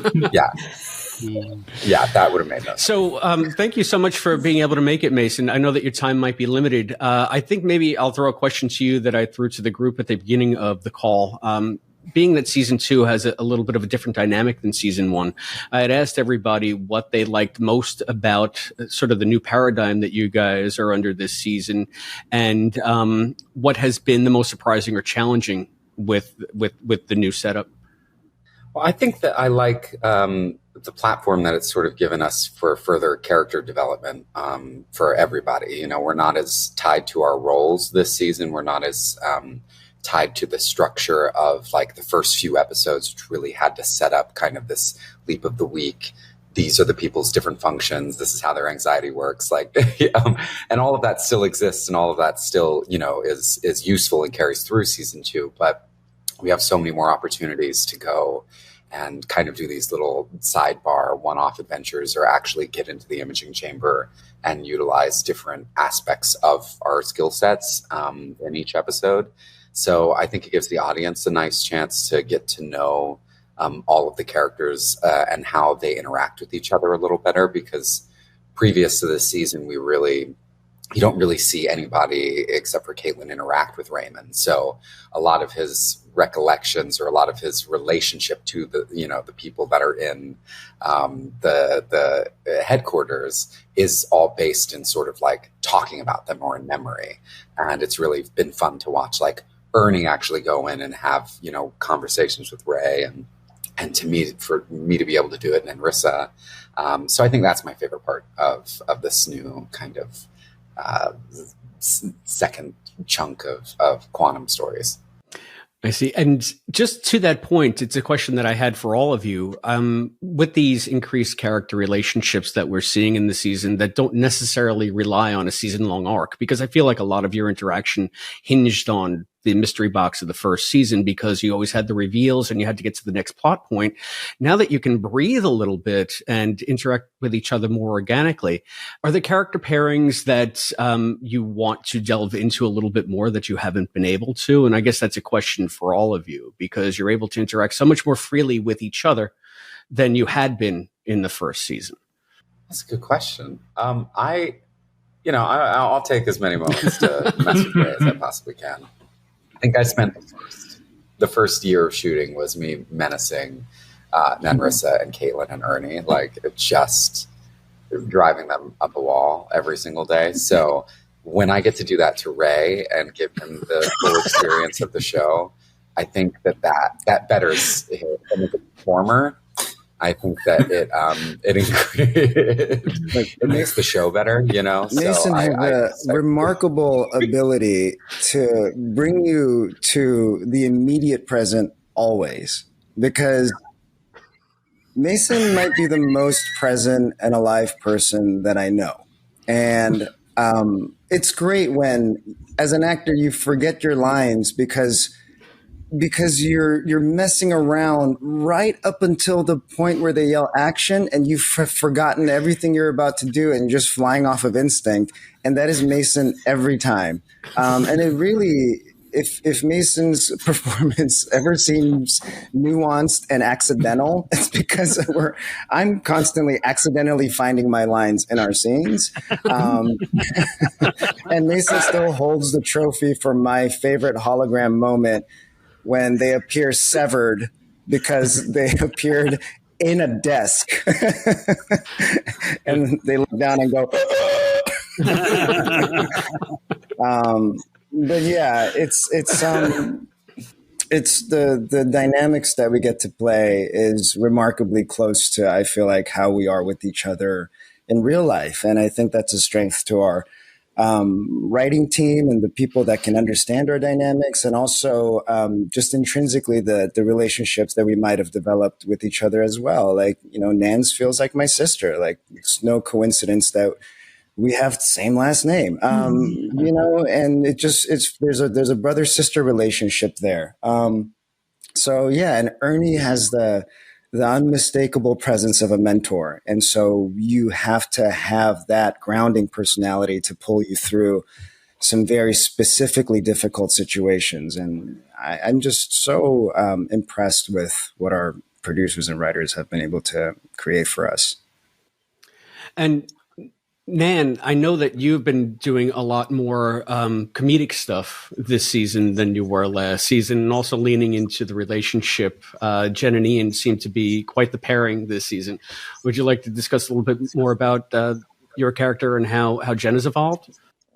Jen and Ian have always been fortunate enough to be paired together a lot in headquarters. And I think relatively early on, we sort of figured out this dynamic. I know I've thrown it out there once or twice before, that I do feel like we are like the thinking man's Tweedledee and Tweedledum sometimes. We are very smart, but like we just get into trouble a little bit, and we have our own shorthand. We have our own inside jokes. And so I do think that credit to the writers, as Ray said, that they were able to pick up on that relatively early, and continue to sort of flesh that out. And we get to have more fun in season 2. I definitely agree with what Ray said in terms of the dynamic between he and I personally crossing over for our characters as well. Something, it wasn't anything we ever discussed, and it wasn't anything that felt like either of us were actively doing. We just sort of fell into that sort of relationship to each other, which I feel like is kind of the best way, you know? And then with the writing, right, everything sort of seemed to flow in that direction. I do think that people notice that when we are on set together. And then also the in-between takes, little things that get, probably that get noticed by writers or even in the dailies or something, just us needling each other. I think there was one day where I was just always on guard, trying not to get a wet willy from Ray, or just things like that. And those things sort of, that dynamic gets incorporated a little bit in the character. I think too, also just because Jen always had a bit of comedy in her writing since the beginning. Being able to play to a little bit more of that, especially in the leaps, has been really fun, because I do find that the tone for the leaps is slightly different. It's just, there's just a little bit more room for comedy in a different way. If comedy comes in headquarters, usually it's tight and terse because we're always sort of racing against the clock. So it's little asides and this and that, and there's all this stuff going on, but this one thing really quick and whatever, and then we're off. But in the leaps, you just have a bit more room for a different style, which has been really fun.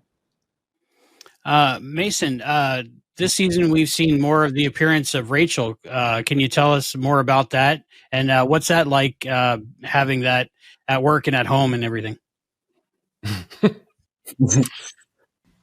It's so much fun. I didn't really know how many episodes it was going to turn into, which has been sort of like the ongoing lovely mystery. Because originally, like we had discussed, I think even during the pilot, maybe trying to write someone in for Ian to have like a kind of counterpoint, some sort of partner. And then, you know, they all had met Alice during the shooting of that. And in my head, you know, like everybody always makes like nice little sweet empty promises. Sometimes you're just sort of like, yeah, we'll get you in that thing someday. The amount of people that have told me like, oh yeah, we'll put you in that, you know, you're like, it's never going to happen. And so like maybe 2 weeks before or a few weeks before we got close to the episode last year, you know, they sort of brought it up to me again and they were like, hey, so we're, you know, thinking of writing this character Rachel into blah, blah, blah, blah. And so it was really fun. It was fun to do it. It was, you know, the one episode in that year, it felt like a one-off. And then when they were pitching their idea for season 2 to me of like how it, you know, might shape up, she was a big part of it. And that was super exciting. Like this idea that even after all of that time had passed, that these characters had sort of reconnected and maybe apologized to one another and actively like tried to make things work. Because it's nice for Ian to have, I think, someone to refer to or to utilize that isn't directly involved in the program. Mainly because we're all biased. Like we all have such heavy emotional investment in getting Ben back home, no matter what it takes. And I think she's a little more pragmatic and a little more like on the side of what's best for Ian or on the side of what might be best for, you know, other aspects of the program and the world. And so it's cool. It creates another avenue for really fun storytelling that I'm grateful that I get to work with a scene partner that, you know, I love working with.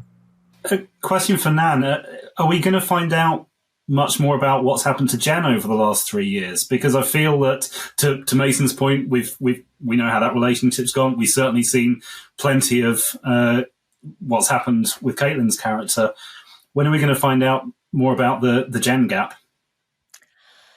I don't know. I mean, we'll see. I think Jen's got a pretty colorful life outside of the program. But I will say, I think, and I would love to delve into that, and particularly also like if we see some of maybe, you know, something like her past, or if she had sort of dipped back into, you know, a little bit of an old lifestyle or something like that. But I think, you know, I'd like to show some, but at the same time, Jen is the kind of person that like, she keeps her cards close to her chest. And I think she's a bit compartmentalized. And I don't know that she really wants, as close as they're the closest people to her. I don't know that she wants anybody in her life to know all aspects of her life.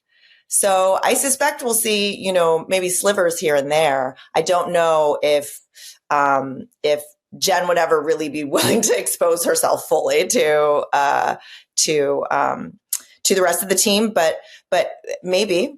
I hope we get to see, you know, some stuff, a little bit of Jen's origin story, or again, perhaps what she had been up to in the 3 years, because we did talk about that a little bit.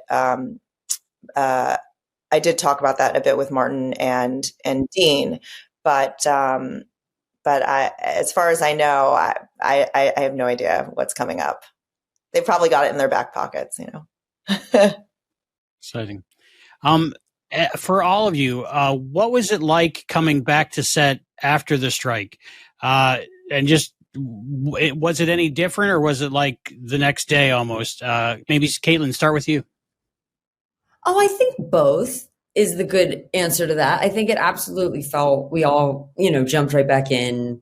We had stayed in contact. Most of the cast had seen each other in, you know, at least a couple of times in the interim, which was really nice. But there were some, you know, key position changes in the crew. And so things did feel different when we got back.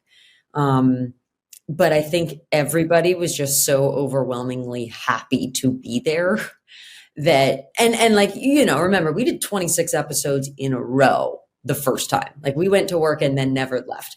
So we were all pretty smoked by the time we wrapped Nomads. And now, then the world it just really hurt. There's a lot of people hurting. Hollywood hurt a lot. So to just go back and feel that love and feel those friendships and be like, okay, I don't know what's going on in the rest of the world, but here we can do this. We can do Quantum Leap for these 5 more episodes and you know what I mean? And give it the best we can. I think that was my primary feeling. Yeah. I mean, there was definitely an overwhelming feeling of gratitude all around. And just like, I think we were just all smiling from ear to ear. And I remember being tremendously nervous that first take back, just wondering if Ben's song is still there. We have to continue on without a hiccup. So for the viewer, it's seemingly just another week has passed. But for me, it's felt like a whole lifetime. I feel like I grew as a person over the strikeatus. And I feel like wanting and needing to layer in a different Ben without making it too obvious that Ben is evolving along with Raymond was a bit of a challenge in the first few takes and the first couple of scenes.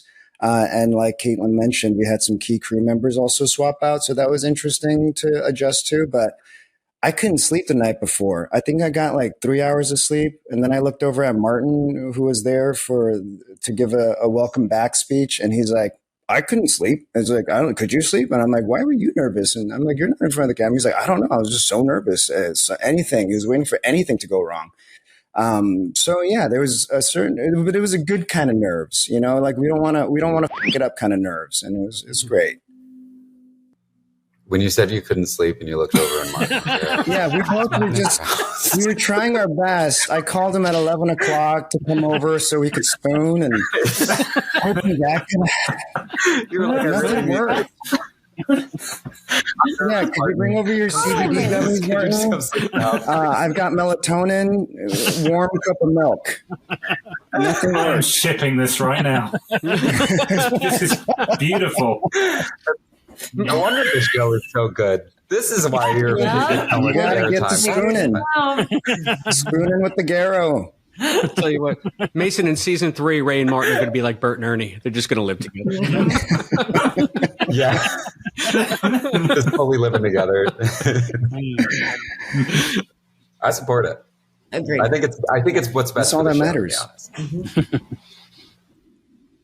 Yeah, you need to be very symbiotic. Sleeping. Physically sleeping with one another. Just sleeping next to each other. In season 2, we have 2 new cast members. Did it ever feel like, did you ever have some insecurities of, oh no, they're adding more people because they don't like me? Because I know everybody has a little bit of insecurity. And was there worries, or was it more of a bigger family kind of thing? I think that every day. I do too. So. Every day. Am I getting fired? Do I ever go back in the Leafs? Yeah. Do I die? I don't know. Mm-hmm.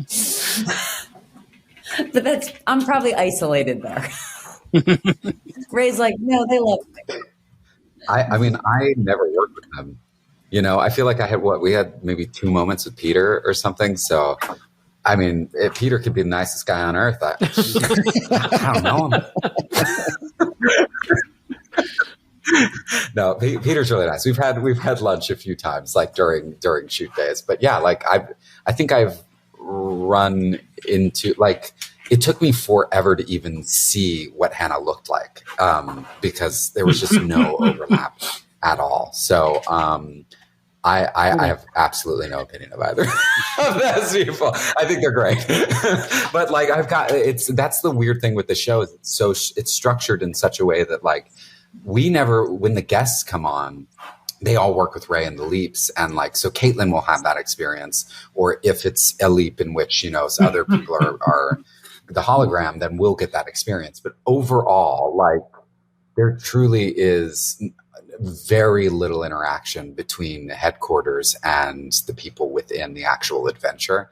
And it feels like a shame at times because there's so many cool people that come through the show. Like, it is really stacked with so many like remarkably talented individuals, people that bring so many different like styles and genre to the show that I wish I had a chance to see more of, like, up close.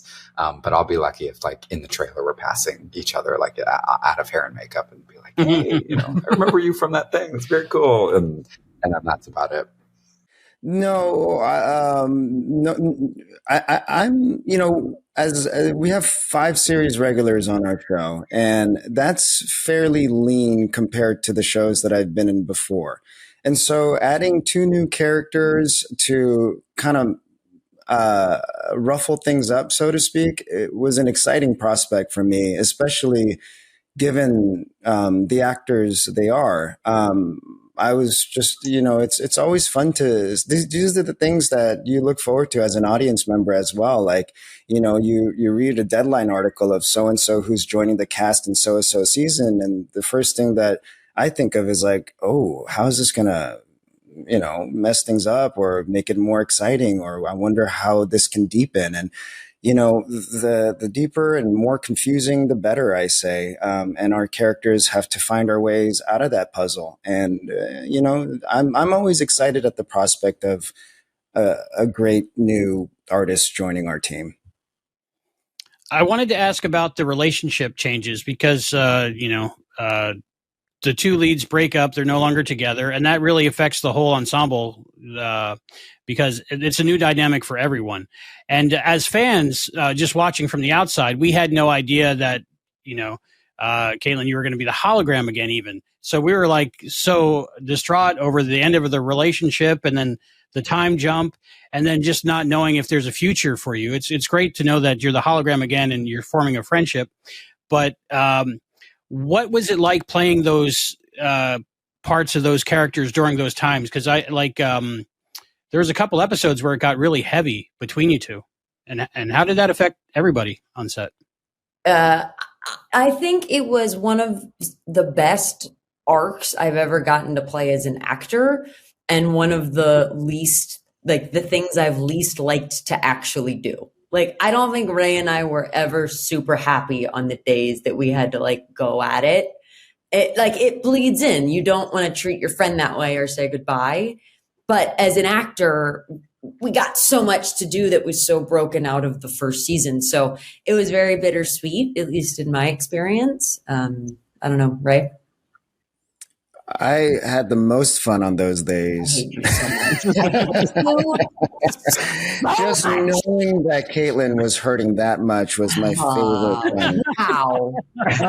No, you know, you look at those scenes and you're preparing for them, and these are all the scenes that you've dreamt of doing, right? Like, these are the scenes in movies where you go like, wow, that really affected me. And the fact that now you can be a vehicle for that for our audience, because, like, wow, like, we get to show them this story, and we get to be the ones who are embodying these voices and emotions and feelings and lives. But then when you're there, yeah, it is. Our bodies really don't know if we're acting or not. So, you know, there's a release that happens where, like, there's a lot of adrenaline going, and there's a lot of feelings going, and your body just kind of dumps out at the end of the day because emotionally you've had to repeat this over and over and over, and it's not a good feeling. But that's the juicy stuff, though. That's if everything was just all surface, then it wouldn't be fun. Speaking to that point, Ray, when you're talking about your body remembers and you're going through these emotions, one thing that's more evident this season than it was last season, and which is different from the Legacy series, is the fact that Ben coexists with his leapee. So any physical attributes that the leapee has, you take on as well. So we saw that the most evidently in Secret History when you had to walk with a limp. Are you finding ways to incorporate more physicality based on who you might have leapt into as the show is going on? Yeah. talking about layering, just another aspect of that. A lot of times the wardrobe informs you, if I wear extremely baggy clothes, I move differently. If I wear 3-inch heels, I move differently. And so I just kind of let that inform me, work from the outside in. And what's cool is that I'm building this, like not dissimilar to Neo in the Matrix of like, oh, I know this now. And so I have to remember with each leap that I learned this boxing combination, or I learned how to wield a sword in this way because this character might have known how to do that. And so I'm finding myself in situations where physically my body remembers, and I have to use, now that I have my entire memory back, everything that I've learned in my entire life to incorporate that in, which is sort of building this like kind of many all-knowing superhero in a way, only limited to the body that they're currently in. So it's very exciting to layer in that during prep and on the day. And I hope it's reading to the audience, because I think it's a fun thing to track. But yeah, it's very exciting, and you can't escape a cane. You're holding it, you're leaning on it. And yeah. Yeah, that's a fascinating aspect I hadn't even considered. I mean, how much is Ray? How much is Ben going to know how to do by, like, say, episode 95? Right. Basically, everything that Thor knows how to do. Right. If I ever leap into Thor, I'd know exactly what to do with that body.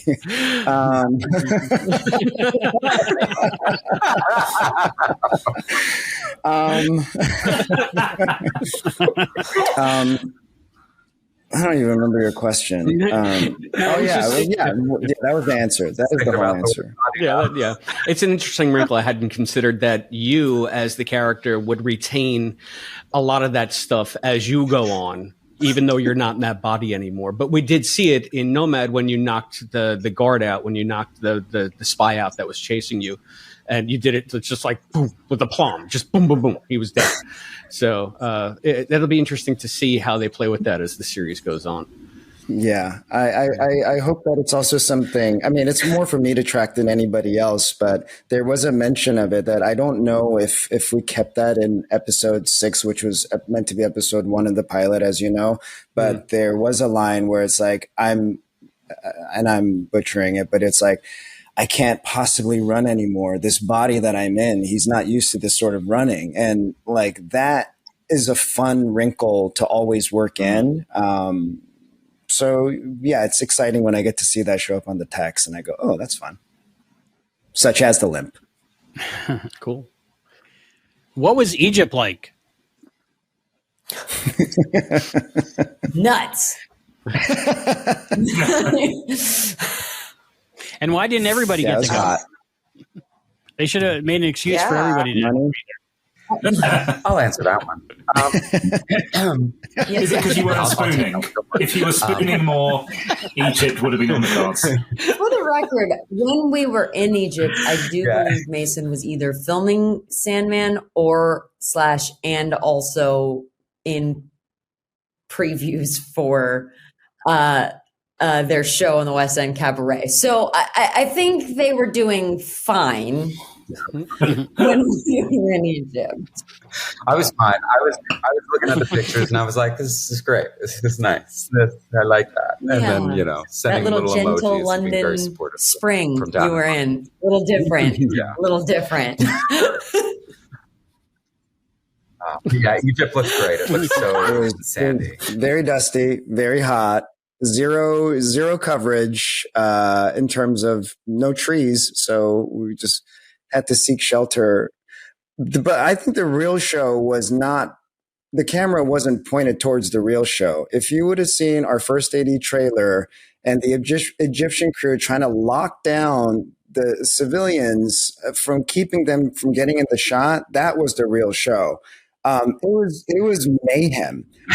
There's a scene where Ben runs through the bazaar and all of them are just actively trying not to get the shopkeepers in the shot because they're wearing ball caps and hoodies. And they're like, that's not period. But these shopkeepers refuse to go back in their stores because, of course, why would they? It's their own store. They can step out if they want to. There you go. There's a picture of our first AD trailer doing way more work than we're doing. But yeah, it was completely surreal. Our cast holding was right in front of the Sphinx. And when you're afforded the luxury of getting bored staring at the Sphinx, you know that you're in a very charmed position. Yeah, I knew I'd see, there's Grismer. Just trying to keep it together. Yeah. But yeah, it's a bucket list, and it's 2 bucket lists at once, getting to do what you love to do while you're getting paid to do it. So it's great. It was great. Yeah. Well, I mean, the episode Nomad has really pointed out that we are having much more, I guess, bolder, more adventurous feeling leaps for season 2. Do we have more of that in store for the final episodes of the season? Yeah. Poor Ray had a rough week. Let's just say that. I have not felt bad for Ray for really no reason at all in my life, but this week he got pretty brutalized. So, you know what? Okay. Is this episode 10? Episode 10? 9. Yes. 9. Well, both. We shot 9 and 10 this week. We swapped. Oh, so half yeah, the week, 9, half the week. Just so we know what to look out for with this. Yeah. If it wasn't already obvious. 10. And by 10. We, I mean, the writers are going for it. So when we see you brutalized on screen, Ray, I'll just think of Caitlin laughing and laughing and laughing. It'll be great. As you should. That's exactly what I was doing. You know it's a bad day when half of the producers come on set and go, "We're so sorry." Are you okay? Did you get a cuddle off Martin? Yeah, that's no cuddles for him that day. He's falling asleep on his own.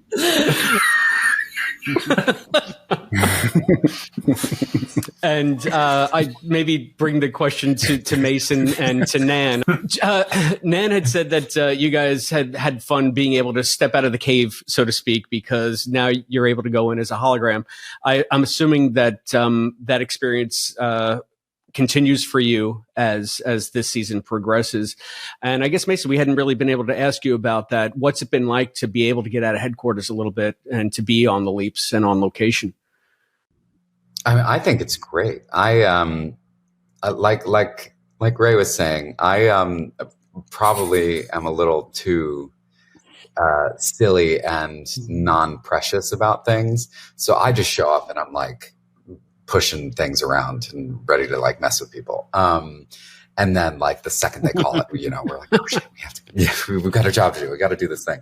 So that was especially fun in the leaps, because I think the leaps actively have this energy that we replicate a very similar energy throughout most of the episodes in headquarters, which is like down to the wire trying to figure out a problem. So tensions are always high. The anxiety level is usually operating in a very specific, range emotionally. And so we know what that energy is. We kind of like have this idea of what headquarters is supposed to feel like in almost every scene. Whereas like the leaps do not function in the same way. Like they still are insanely high energy, but it's a different kind of problem solving. It's way more active in in a physical way. So just getting to like watch how big that world is up close and get to like, especially with the witch episode, the Salem witch trials episode, like getting to see the scope of the sets and the amount of actors that they hire for those scenes and working, alongside that many people who can't really like see or hear you or touch you or whatever is like, it is so much fun. And I just love getting to act with Ray. I think he's such an amazing performer and such a singular kind of individual that like there I haven't had a scene partner quite like him before that I've, enjoyed in that specific way. So it's always a nice treat to get to go in and try to. All right, I'll Venmo you $50 right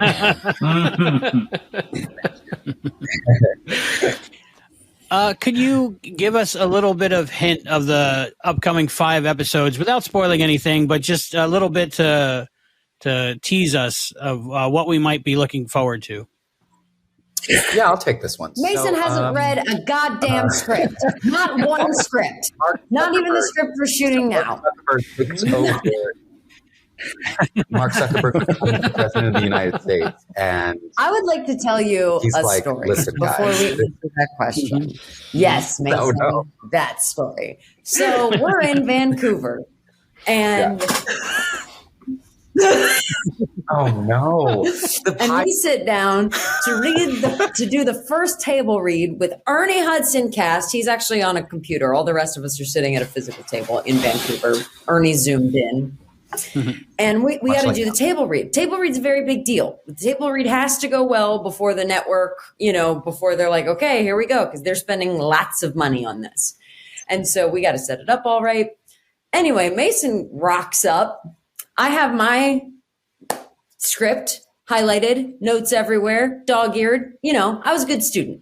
And Mason rocks up with the envelope completely unopened. Mason had not even taken the little twisties off of their script. And I said, to be fair, it was a new draft, and I had read it on the plane on my phone. I had read that on the thing, so I knew what I was going into. It helps if you open it. And they said, no, I think it'll be fine. And that's how we met. Yeah. And it was fine. And you know what? It was fine. It was great.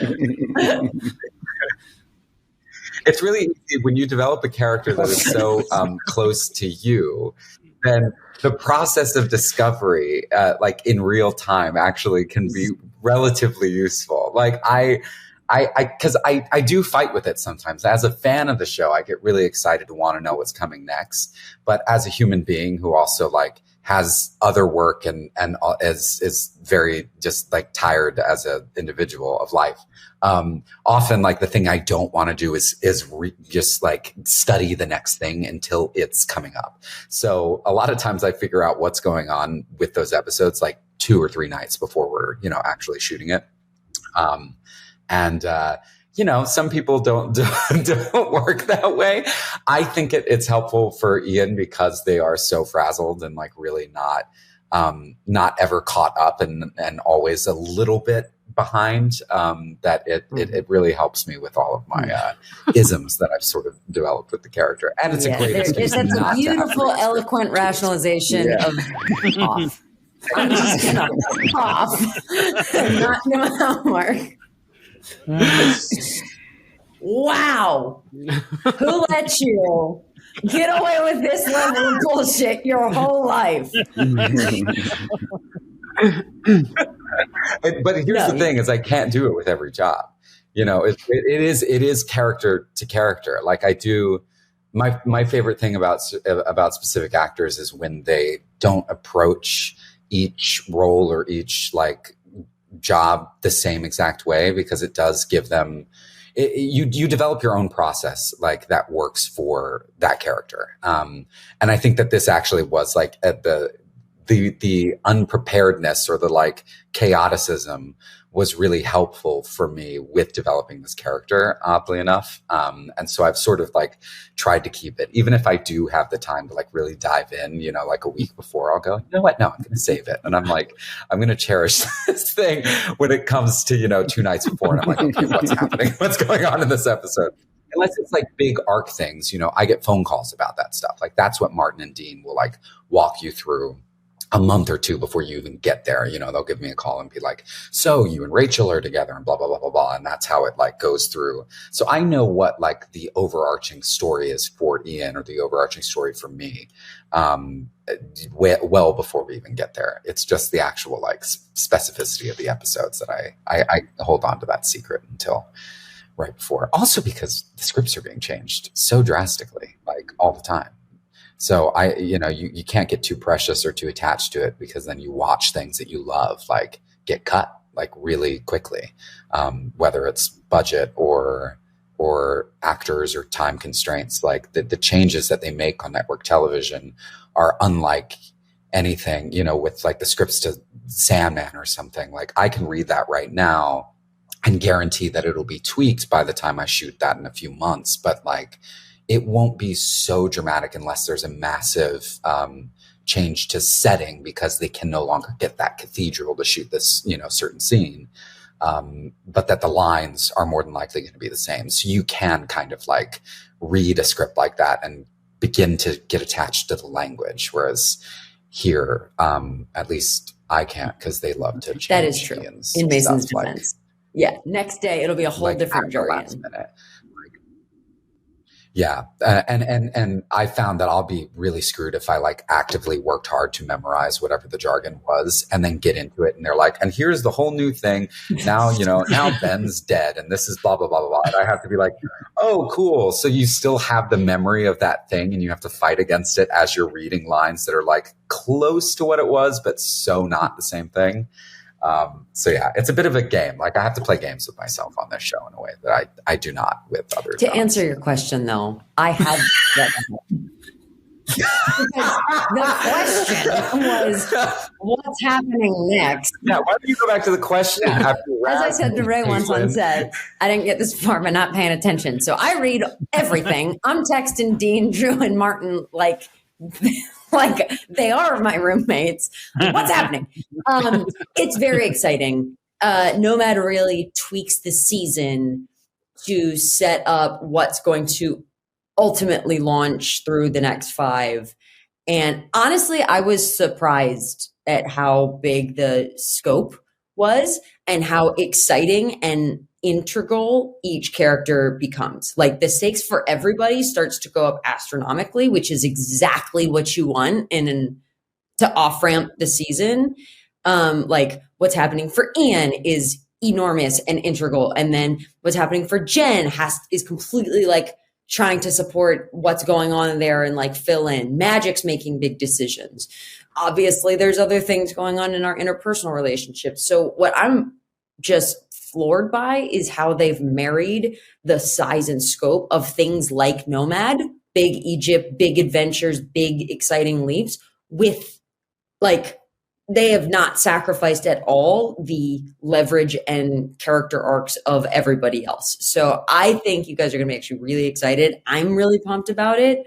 So it's a really strong 5, and I think it's going to set up for, everybody's praying for, but a phenomenal, exciting season 3 that again will just change the dynamic of the cast. It's really cool. Wow. When Tom walks into the kitchen in that final scene and he says, we found a fragment of a document. That must be some hell of a fragment that he found, boy. That's, I cannot wait to see how all of this plays out. I'm jealous of all of you that you know, or at least you know some. Mason, you don't know that much. Most of you know. You will. Most of you know.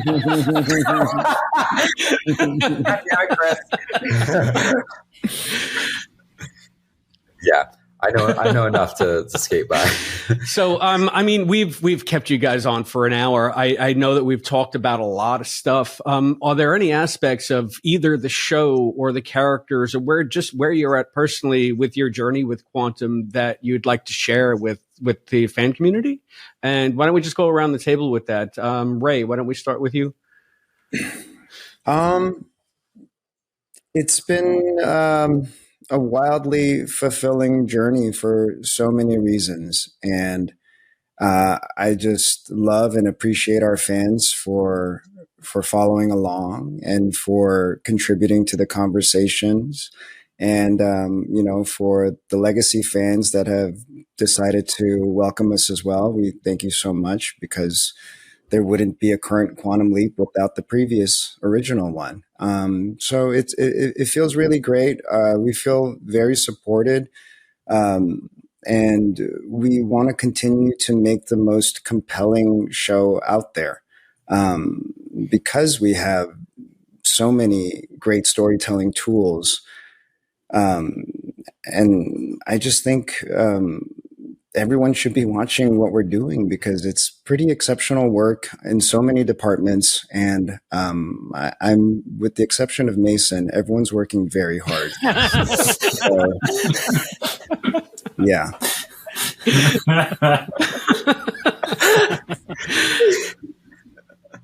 Ray, you have no idea. My back hurts from having to carry you everywhere. I'm working hard, honey. I am working hard. My quads are just insane. Well, how about you, Mason? Is there any aspect of Ian's character that you'd like to see evolve, or any messages for the Leapers out there that are listening? Yeah, I love being on a part of this community. Like, I love being a part of the show and a part of the fabric of the show, because it's something that is literally like beamed into people's households. And I've found such a magic with network television and the way that its access gives you an opportunity to like create a different experience of the world for people. You know, it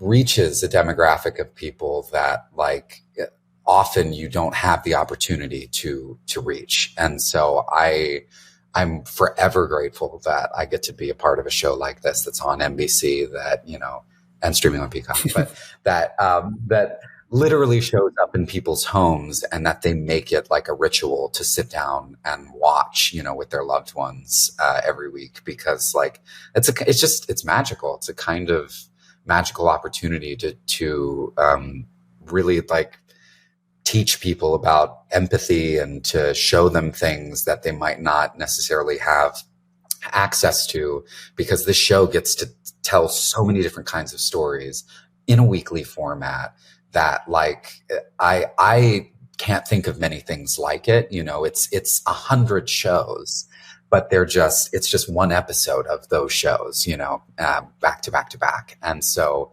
you really can give people like a relatively unique experience of the world in these really like micro segments. And I'll never forget that. I'll never forget the feeling of like couples in their, you know, 60s coming up to me in the airport telling me that like Ian's their favorite character, and that they have, you know, like a non-binary grandchild that, you know, they couldn't really communicate with clearly before, didn't necessarily have the understanding of, but because they've had more access and more like it's been more part of the vernacular of their weekly, you know, entertainment, they now like can approach their, you know, family member with so much more understanding and empathy and interest, and be less dismissive of certain things that I think like, if you don't see it represented, if you don't see certain things represented in massive media, like it is easy to kind of dismiss it as a smaller portion of the world, or of you know, a smaller demographic of the world, when the reality is it's just like there are so many leaps and bounds that the entertainment industry needs to make when it comes to inclusion and representation, that like this show just naturally kind of blew out of the water with the cast that it put together. It put like some of the funniest, warmest, smartest people in a room, and we all just happen to look different and be of different ages and of different, you know, backgrounds and races and identities. And like, it's so cool because this cast like looks like the world that I'm legitimately a part of. Like, it looks like the people I see every day. And it's not like this glistening, you know, perfect version of like what we think, you know, humanity should look like. Like, this is what humanity looks like, which is what Quantum Leap is all about. So, thank you to everyone who's, you know, tunes in weekly and is a part of this and a part of our lives, because a show like this does have the capacity to change lives, I think. I think for Jen, I just like to see, I'm just hoping for just more opportunities to sort of flesh out the relationships between her and the people she loves. I think spending a little more time with Ben would be fun because I think now that she's done it, you know, the first time she went into a leap, she was very reticent. And she felt like she didn't have a place there. But after that, I think, you know, she had one, then two under her belt. And now I feel like you have an opportunity to see your friend. You're going to want to see your friend. And so I feel like that would be fun. I think it would also be fun to see a little bit more of either what she's been up to in the last 3 years, or maybe some of the past choices that she's made in her life before she found the team. Maybe because, again, she broke a lot of laws, and perhaps hung around a lot of people that are very different from her life now. I wonder if there's any repercussions from that.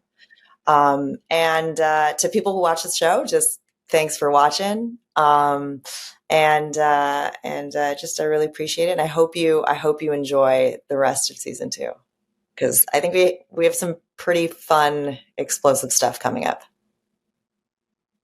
Cool. And to hologram number 1, Caitlin, why don't you bring us home? And while answering the question, feel free to give Ray and Mason as much shit as you want. I just want to show with Nanrisa because she's nice and smart and does her homework.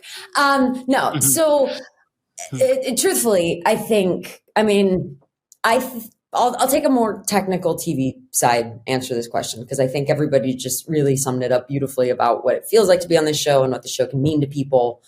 But I think the show is doing something incredibly unique, right? Like, so we took a show that was already a bit of a unique bird, the original Quantum Leap, that had a very specific setup. And we took that setup and we expanded on it, but we did it in a way that honored and brought the old show with us and tried to bring as many of the original fans as we could. And I think we've accomplished that mission to a great extent, which has brought everybody on the screen an immense amount of joy. But then what's happened that is even special, I think more special, is then we took that expanded concept and we just kept going. We said, well, what else can this show do then? What can a cast of 5 core characters do? What happens if you break the mold? If you take the original hologram leaper and you break them apart and you start to have to use people differently? What happens in the real world when somebody has to contend with something this big? And then where are we in television, and what kind of breadth can we actually take a network show, by the way, and go to Egypt? There's not a lot of captains that could take us here, and Martin Garrow is one of them, right? And then to know that basically episode 8 is like a gear shift change in season 2 that will explode throughout the rest of the season. 9, 10, 11, 12, 13 are just enormous in breadth, in character. And then where it's going to leave us, it just sets up a brand new, almost not show, but new chapter and new breakage and new remolding of what this show can be. So, I think when it comes to like in the age of reboots, which I don't love the saying, but I understand it with how many things have been recycled recently. I honestly think that, not to toot our own horn, but we did it the best in the terms of like, we took the heart of the show and incorporated that and then moved it to today rather than just recycling something that worked. And I think we did that well. And I'm just impressed and blown away by what these actors have brought and what these writers are doing. So it's a ride. You can't expect the same thing day to day outside of like fun relationships and a fun leap, but everything else, no promises. It will change, which is cool, I think. And thank you for taking the ride with us. Yeah. And we are looking forward to the rest of that ride. What an exciting note to end on. Thank you so much, Raymond, Caitlin, Nanrisa, Mason, and in spirit, Ernie and Peter and Eliza. We are so thrilled to be able to talk to you. And thank you for appearing with us here on the Quantum Leap podcast. Of course. It's great talking to you.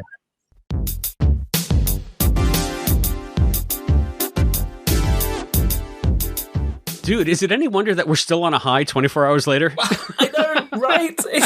It's been 24 hours and I'm still just so excitable. Wow. You know what the funny thing is that I couldn't help but thinking I was having such a good time during that interview, and a little behind the scenes, Matt and I are recording this the day after. You poor bastards haven't even been able to edit that final cut that we just heard together yet. I don't want to know how you're going to navigate that pandemonium. It was hilarious. To be honest, I think just no actual cuts. Like usually there's a lot of invisible cuts that go into the interviews that hopefully you don't pick up on, that just smooth things out. I think nothing. For the video version, some cutting backwards and forwards of angles just to make it look interesting. But no, I don't think there is any point trying to edit the audio on that or trying to trim it down. And wow, if you're listening to this, go and check out the video version on YouTube, especially because I think watching Mason just absolutely lose it several times is just... they are infectious. Like I was sitting there smiling along, but in my head I was in hysterics and still am. They've just got such this genuine laugh that you see so many times. Love it. Yeah, I just want to thank the entire cast for being so accessible and honestly just being like normal, funny people. And I know that sounds weird to say because most people are just normal, funny people. But I mean, they're the stars of a major network television show talking to a podcast. But it's like they were on talking to us as equals and friends. And it's just not a dynamic that you would expect doing what we do. And we are eternally grateful for all of the access and just how collegial and friendly and open they've always been with us. So thank you all so much. Thank you for being on the show and for reaching out to the fan community through us. We're flabbergasted and, gobsmacked and honored. And I'll stop with the expletives now if it sounds like I'm gushing, because I am. Fortunately for us and fortunately for you at home, this ain't the end. There's more. Yeah, but there's more. There's more. It's not quite the runaway train that the last one was, but wow, it's a great interview. Hey, this is Quantum Leap. We do the tonal shifts. We've had the comedy episode. Next up is the thoughtful drama episode, I guess. That's how this metaphor would play out? Sure, and there is no one more thoughtful on this planet than Dean Gerogaris. So everybody, here is our interview with Dean Gerogaris.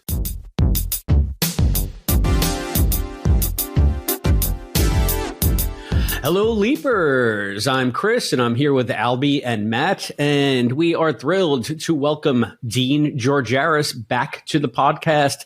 Dean, how you doing? I'm doing good. It's good to be back talking to all of you. So for those out there who don't know, Dean is the executive producer of Quantum Leap, and he is also a writer and basically runs the show over there. So we got the inside track when it comes to Quantum Leap. And boy, oh boy, Dean, I got a lot of questions. So season 2, huh? I mean, I can answer some of them. I promise you by the end of the season, they'll all be answered, and stuff that you didn't even realize was being asked will be answered.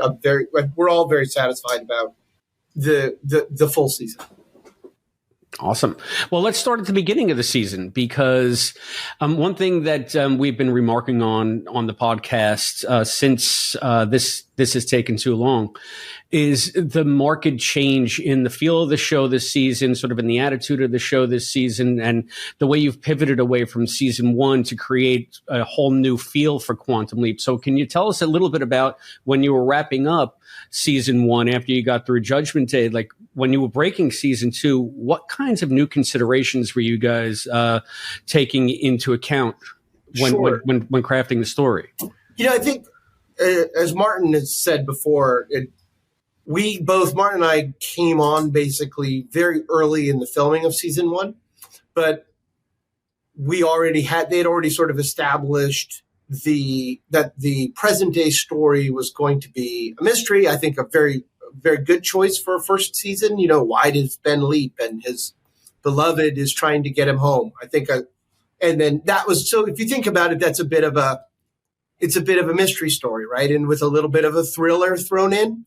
And when we got to the end of season 1, Martin and I started talking about what we would do, just sort of what would you do differently, right? Not because you necessarily weren't happy with what you did, but it's more like, hey, we get another shot. And this is a show that can kind of, I don't say it can reinvent itself, but I do think the engine that is Quantum Leap, the leaping, does allow for a lot of different kinds of stories. I think, as I've said to you before, like there can be a romantic season, there can be a thriller season, there can be all sorts of seasons. And that, coupled with the fact that we tell stories in the present with modern characters in the present, as opposed to the original show, Martin and I both had a longing to tell emotional stories for our present day characters, as opposed to stories on a mystery axis about what is Ben doing and why. And, we wanted to create a season where, like, for example, in Nomads, the audience knows Addison's got something else on her mind, and the audience knows what it is. And in fact, Addison doesn't even have to talk about it with Ben that episode. It's not, the episode has a lot going on, but the audience knows where Addison's coming from. The audience knows where Ben's coming from. And so I guess in a way, what I'm trying to say is, you think of some of these great television dramas where people's jobs and their emotional livelihood is the focus of storytelling. Like, for example, Grey's Anatomy. The example of a show where it'd be strange to watch it and not know how these characters felt about life and each other.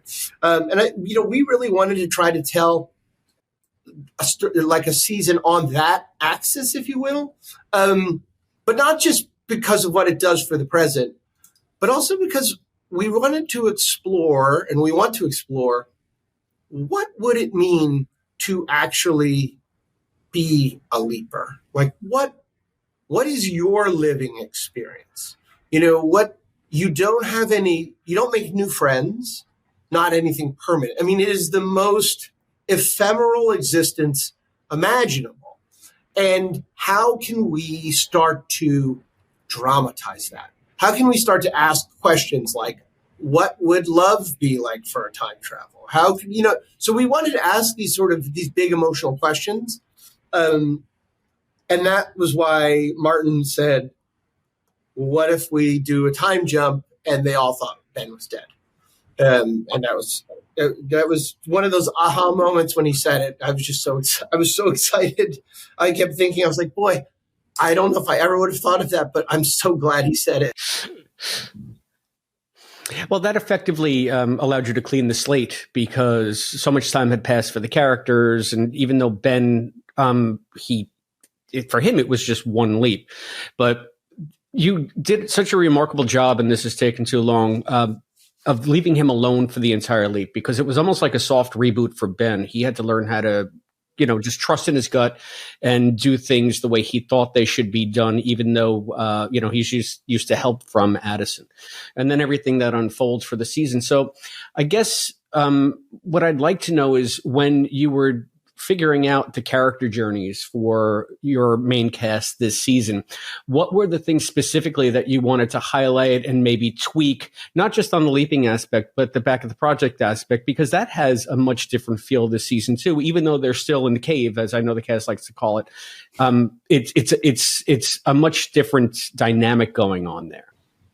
I think what we wanted to do, well, first of all, what we wanted to do was introduce the kind of stakes that, emotional stakes for all the characters, right? Like, we wanted they lost him once and thought he was dead. That's now happened to them, and frankly, it's a sort of Damocles that's hanging over every episode. Like, it's a sort of unspoken, but it's there. We loved the idea that we would get to tell the stories of what happened to these people. I'll put it to you this way, like, what happens when you read the title card, Sam Beckett never made it home? Like, what happens for the next 2 or 3 years? If you're, what does that actually feel like?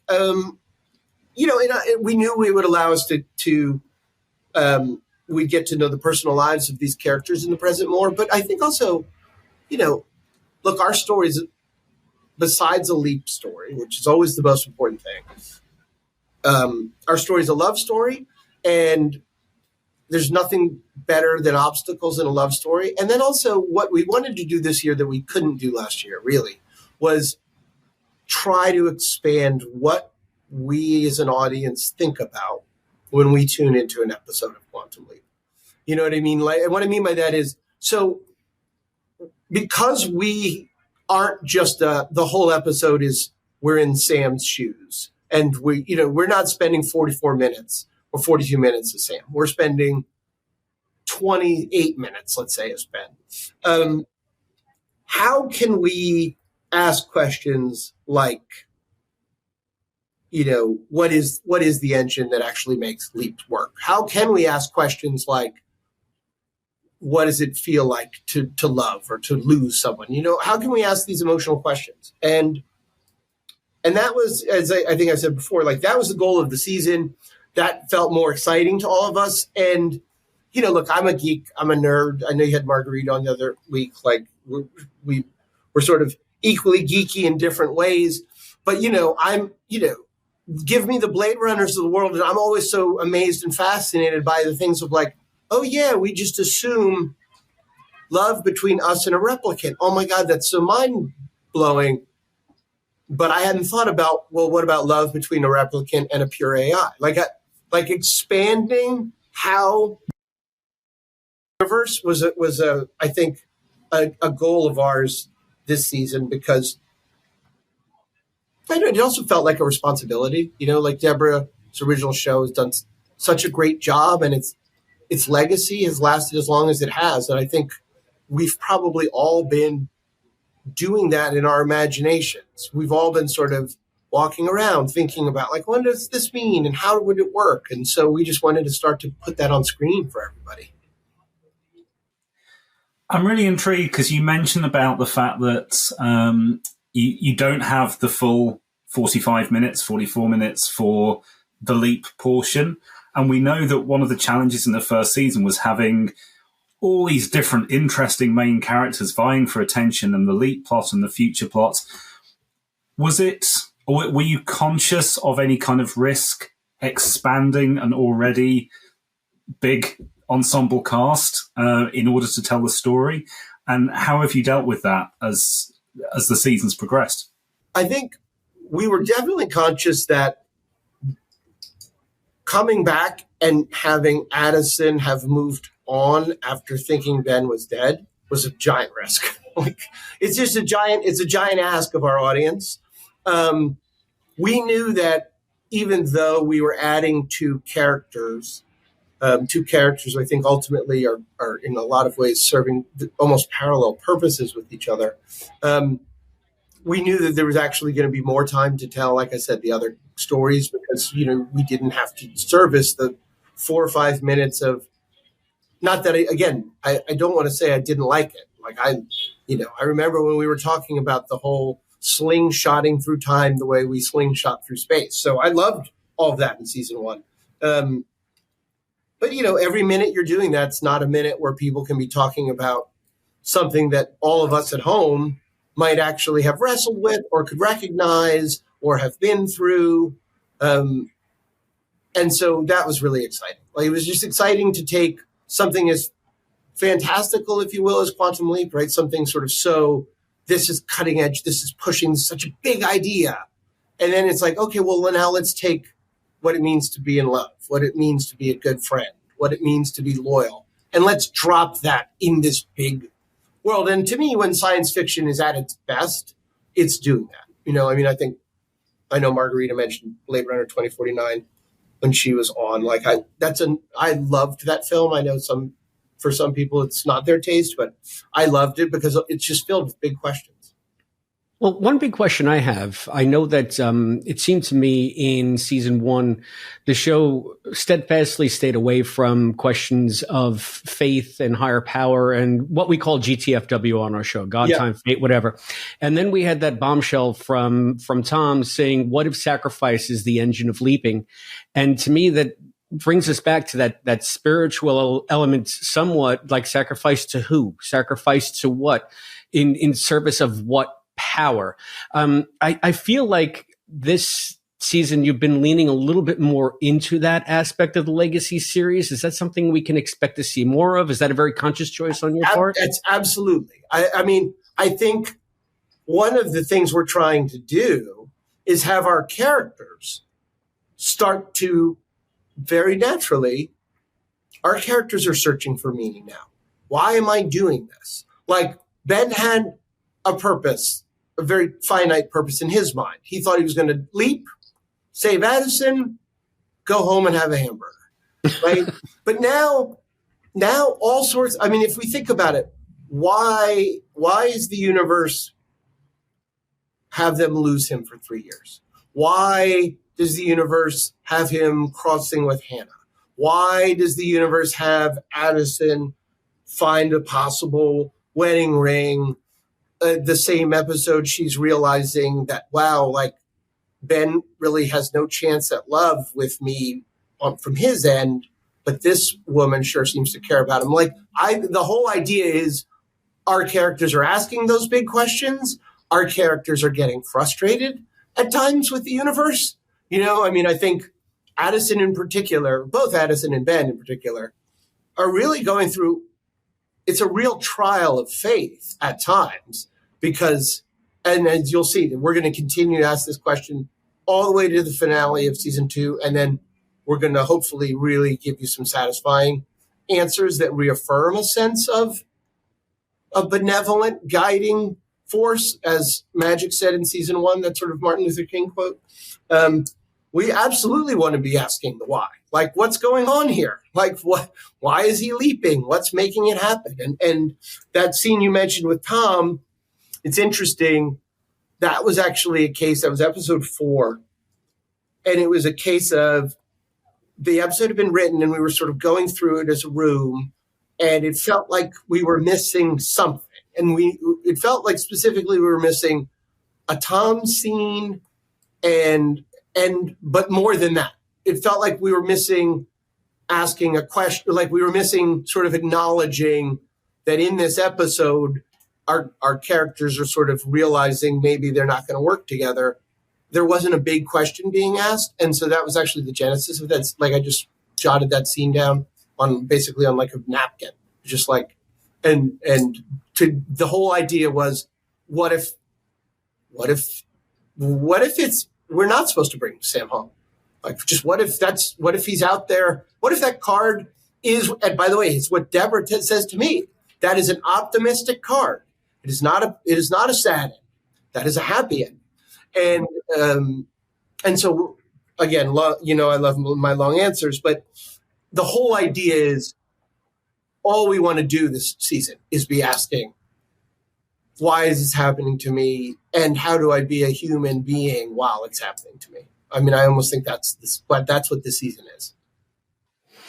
I think we've seen Ben go through that evolution remarkably well in a very short time. Viewing wise, when it started out in the Closure Encounters, when he tells Addison, now I'm stuck in this life, whatever this life is. And here in Nomads, he seems to really actually be leaning into it and kind of relishing a lot of the aspects of it now because he's accepted that maybe he's in this for the long haul. So he's adjusted his view on it. So I think you guys have done a terrific job of that. Great. I mean, look, that's life, right?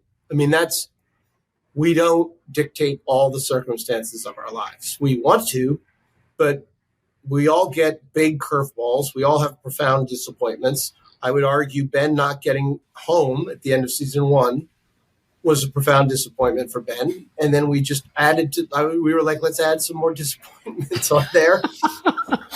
And at a certain point, there's that great quote from Shawshank Redemption, get busy living or get busy dying.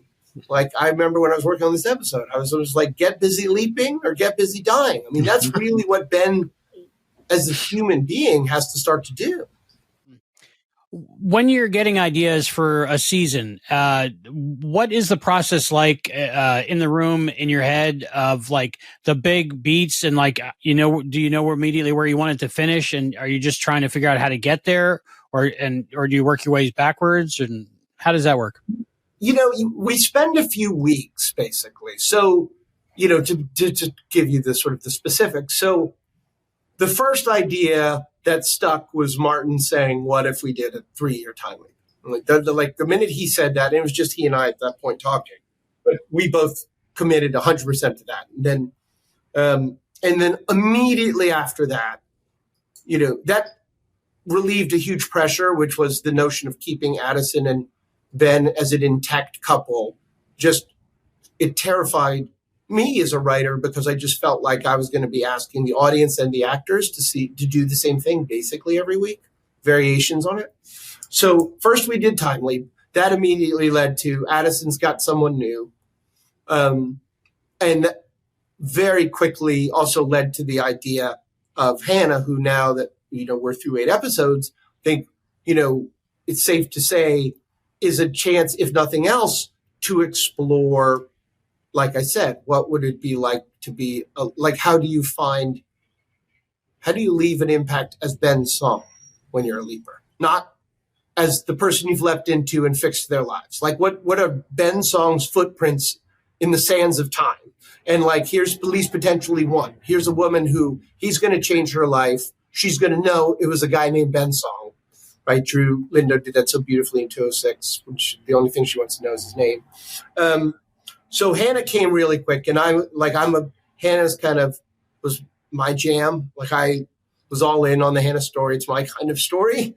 And so pretty quickly we knew, okay, more or less the pace of what we want to do with Hannah, more or less the pace of what we want to do with Tom and Addison. So, and I would say a little more, but I'll save it for our 213 show, and I promise I will come back after that one. And then, so basically you spend a week or two doing that.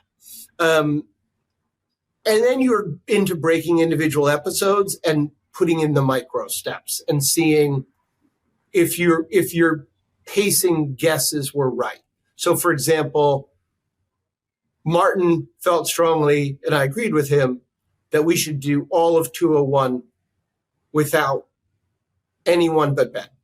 And we were terrified because the network and studio, first of all, we were terrified they were just going to say no to the concepts of season 2 because it was a change, but they were supportive. And their only note was, we feel like if there's no presence of the team in the first episode of season 2, it's a little disingenuous because you are going to keep telling their stories. And that's what led to the memories. So that's an example of where, the good process of collaboration between writers and network and studio. So we knew 2 was going to end with Addison. I knew right away it was going to be, she doesn't need to tell him because he's going to take a look at her. No. And then we'd also know, and one of our beliefs as a writer's room is we're not gonna linger in melodrama or schmaltz. Like our characters are sophisticated, worldly grown-ups. They're not teenagers. No offense to teenagers. They're going to move through emotions relatively quickly. So. Sorry, again, long answer. But so we kind of knew by 4, we wanted the I hate you too to be over. And then we knew by the mid-season finale that we wanted them to have found a new footing and really, I think, be accepting for the first time, the universe, which I'm hoping is benevolent here, sure seems to be guiding us in a different path than we expected. Like, it's thrown Hannah in his way 3 times, and clearly she cares for him. It's made me find a ring. Like, if the old, which is the universe sending you signs, just when you think the universe is sending you those signs, all of a sudden you've got a possibility that you can bring Ben back. So again, a chance to question the universe, because while we always want to be optimistic in Quantum Leap, I think it's important to allow our characters to doubt too. to doubt the benevolence of what's happening to them. You know, like in the original series, they got to do that with things like Lothos. You had actual, like, negative forces out there. In our case, I think we're being a little bit more almost biblical in its, you know, these trials that the universe seems to be putting in front of you don't have sort of simple, clear explanations. But, you know, I was talking to Caitlin the other day, and I was saying, like, boy, we've really beat up Addison this season. Like, we've obviously put Ben through the ringer, but we've really put Addison through the ringer because every time she thinks she can set her feet in something, we pull the rug out from under her.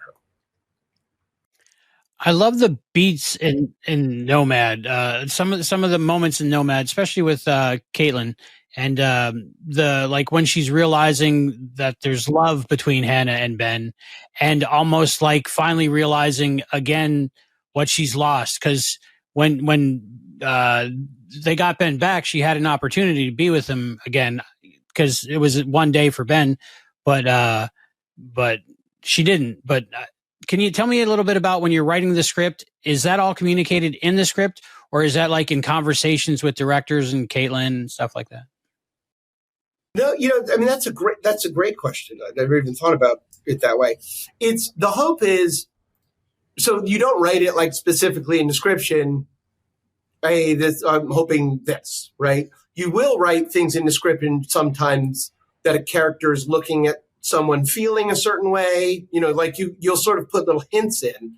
But most of the time, what you're hoping is that the writing and the imagination of the people reading it will go, oh, yes, like this is happening. Now, I say that sort of hopefully because there's always a risk to it. And I think in some ways we took a lot of risks in 208. I'm glad to hear that at least some of them were working because we were covering a lot of emotional ground fairly quickly. And we were doing it in the penumbra of this exotic location and this sort of this idea that we all have these moments in life where for 24 hours or 72 hours, it seems like we're in our own little mini universe. Like we're in our own world. And that's where I think all of our characters were. And so the hope is that the directors and the actors understand it. But then before you go to film, you actually have what's called a tone meeting, which is where you go through the script with the director. And I do kind of a version of what we're doing right now, except with the script in front of me. And I'll say, so in this scene, you know, what's happening is this, and what's great is this. And because, you know, we had Chris Grismer on this, who's our producing director. He knows all the storylines, but we are often working with people who are just coming in for the week. So they may not know the function of all these things. So you go through every scene and you talk what it's supposed to do, what's most important, and why. And you do that, one, to make sure you're all on the same page, no pun intended. Two, so that the director knows what to do if the day is going sideways or, you know, like they're out there on set. If they know the intention of the scene and what's most important, if they have to improvise, they can. Which, because I wasn't on the set, we were on strike at this point. So that's again, another one of my classic long answers to your question. It's in the script, and then it's in meetings right before you shoot the episode. If I can just follow up on that collaborative process, it's something I think we've asked the writers, but having you would give us more of a unique, overview. I mean, so Derek and Drew, when Margarita, and they want to write their story. They want to do the Salem. They want to do the spy thriller. They want to do this.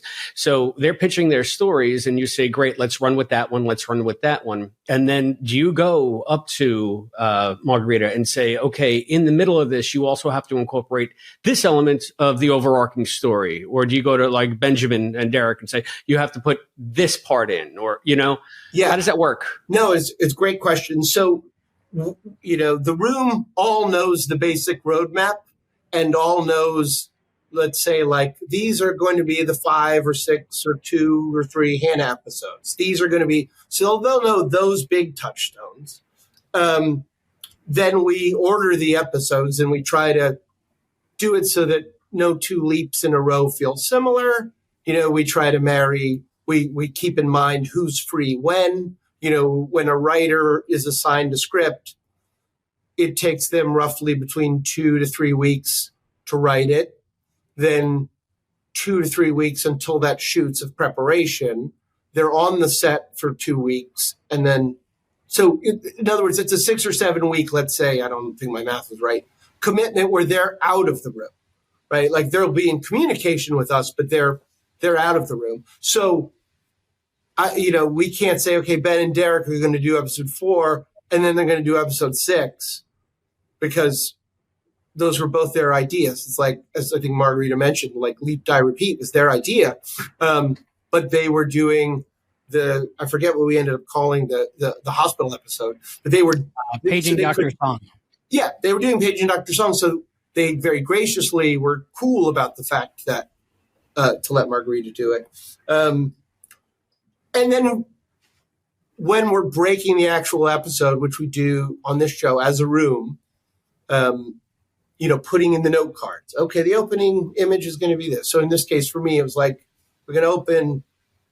I sort of did the same thing I did in the Battleship episode. I wanted to open with where the heck am I? Whoa. I got the easy openings to write on the, but you put the cards and we all go over them as a room. And then we all decide this is working, this isn't working. Hey, one of the things, I don't know if it would make the season better or not, but one of the things that when I was writing 8, I found myself thinking was, I kind of wish I'd seen this Addison and Tom opening scene earlier in the season. Because, and now maybe I'm wrong. And I should say, I had the thought. I didn't really go with it. But, we had not seen Addison and Tom as a couple doing a coupley thing until episode 8. Some part of me thinks, oh, maybe that was too late. On the other hand, when I watch the season, I go, oh, that's nice. But again, just that's an example of you go through the note cards, you make sure they're working, and then you stop and you look at the big board and you go, oh, wait a minute. If we want to reach that goal and we're only at this episode, we're going to have to stretch or we're going to have to crush or we have to rethink it. And there were certainly things that we rethought or we, adjusted. And then we all know that it's possible for whatever reason, someone might help you rewrite a scene or we'll write the same character all through the season to make sure the voices are more consistent. So it's a collaborative process, but we also, Martin and I, try to empower each writer so that really when you see their name on an episode, you're seeing their work. It's not like they just contribute a little bit. They're not like little robots somewhere.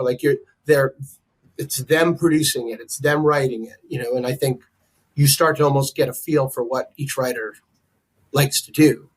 After, certainly again, because I saw Margarita last week, I can tell a Margarita episode whenever I see one. I'm like, that's a Margarita.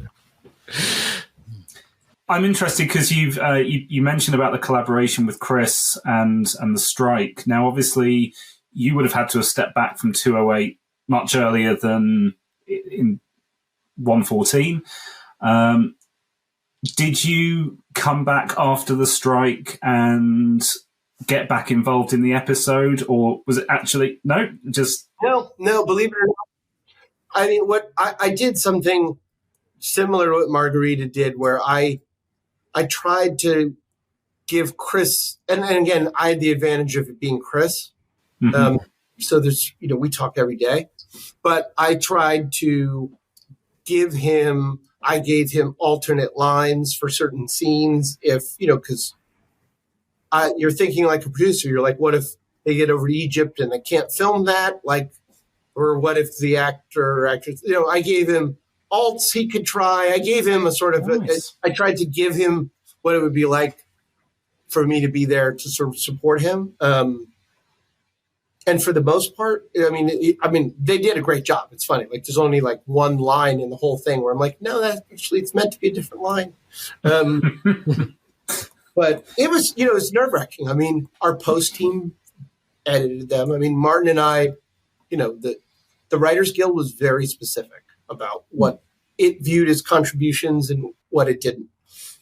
And even if sometimes it didn't necessarily, it didn't matter whether I thought, gee, is giving notes on a cut, is that writing? The Guild was very clear. It's like, that's a writing contribution. So, we were lucky. In a way, we were lucky that it was our 24th or 26th contiguous episode. So we weren't handing the stuff off to people who didn't really have a good sense of what the show was. About Nomad, how does one get a network television show to go on location in Egypt? That seems like a big ask, and you got it. So Martin, when he was making the show Blind Spot, started working with a company called Magic Key, and what they do is they basically help you film internationally. They have local crews. They are, they have local organizations. They know the places, right? So we knew after episode 8, it was going to be our mid-season finale. We knew, strike or no strike, we were shutting down because we had done so many episodes in a row. So we were taking a hiatus.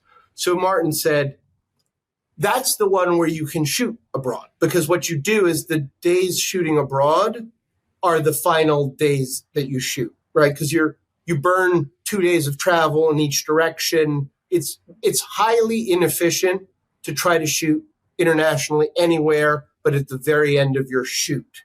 Because think of it this way, every day that you're filming your show, you're paying people, whether those people are working or not. So in our case, you don't want to pay people and then go away to Paris for 2 weeks and make an episode in Paris because you're paying basically double. You're paying twice for 2, and the studio just says no. So we knew we would do it at the mid-season finale, and I started thinking of sort of more classic European capitals like Rome or Paris, and Martin was like, no, like they can look like America. People might think we're on a backlot.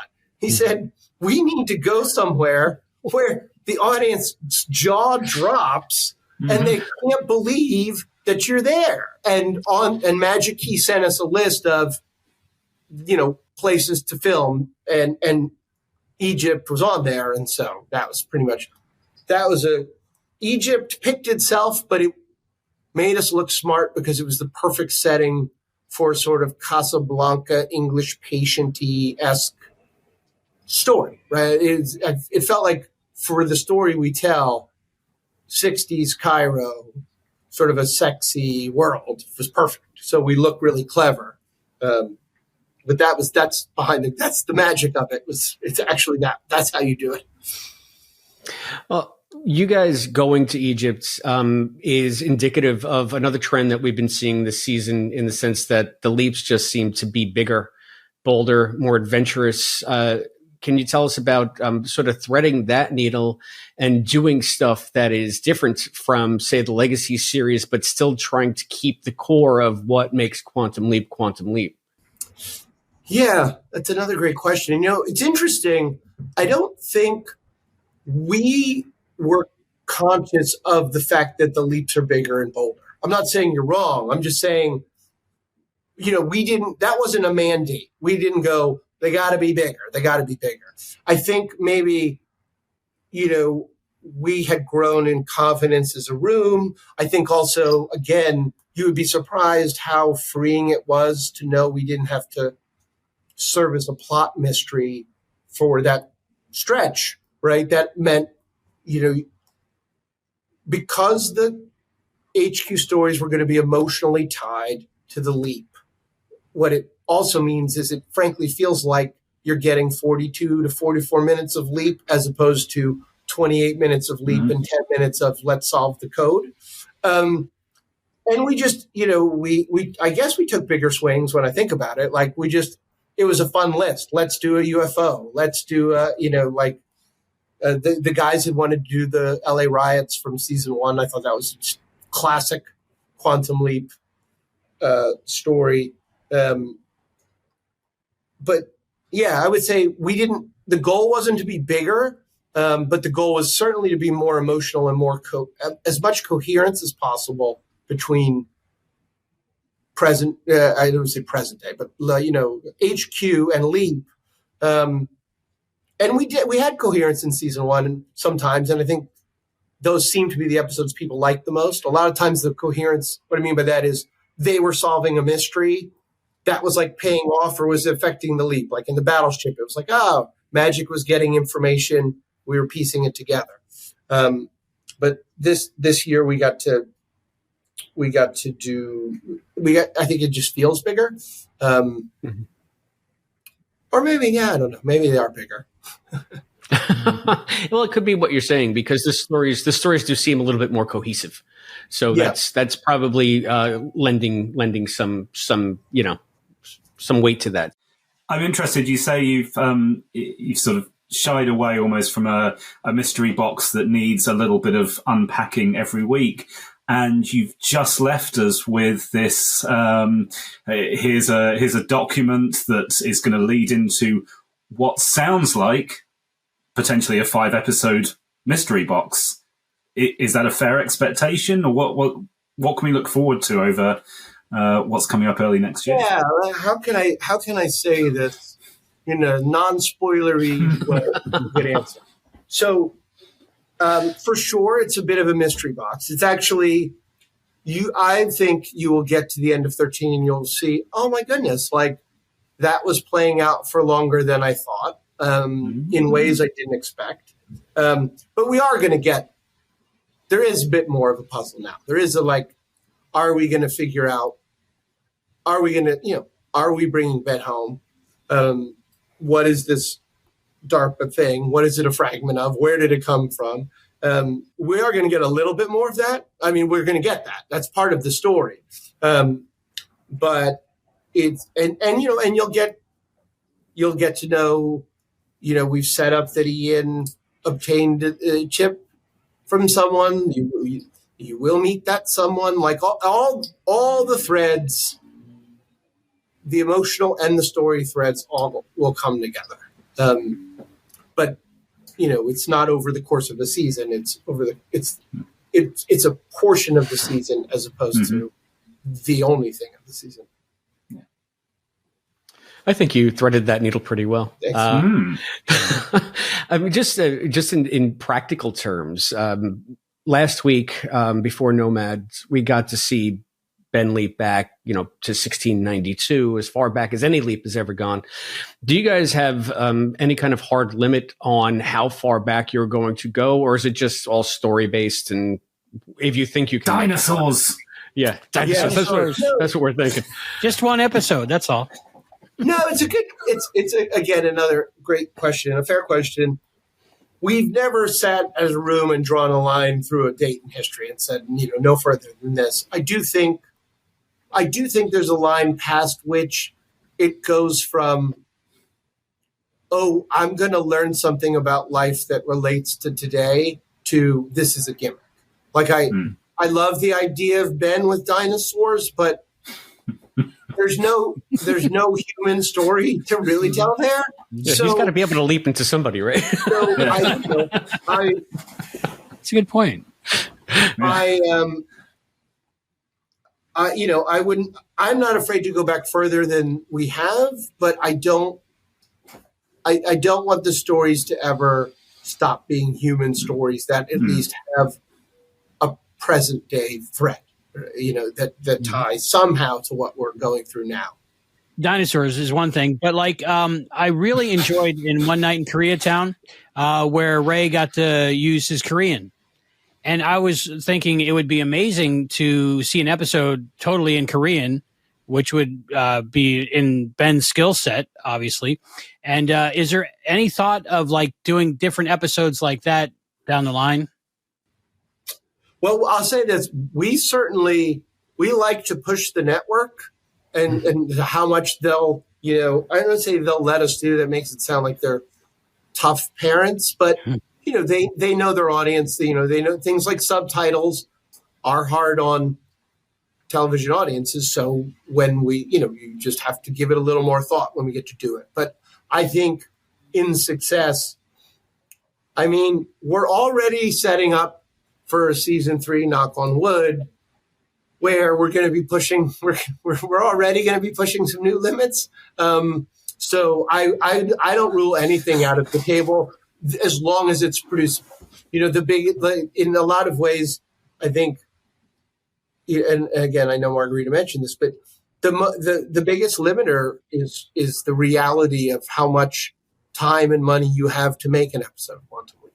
That is and that's it's wonderful to have a limitation, because otherwise, the blank page is totally blank page is terrifying. But pretty much, if it can be done in a reasonable amount of time and in a reasonable budget, our writers' room and Martin and I and our production team are going to try it. Or we're going to try to pull it. We already tried to pull off some crazy stuff, including, frankly, going to Cairo. Like, that was if that footage hadn't worked, it was not going to be as nearly interesting and looking episode if we had to now then go refilm it, fake it.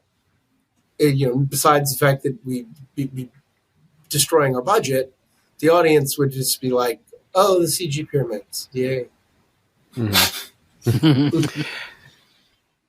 One question that I do have is that, going back to the GTFW thing and maybe leaning into some of the more spiritual aspects of the Legacy series, are there other threads from the series that are, on your mind when you're crafting how this show goes forward, things that you might want to pick up or at least allude to give more connective tissue? Or is that ever even a concern?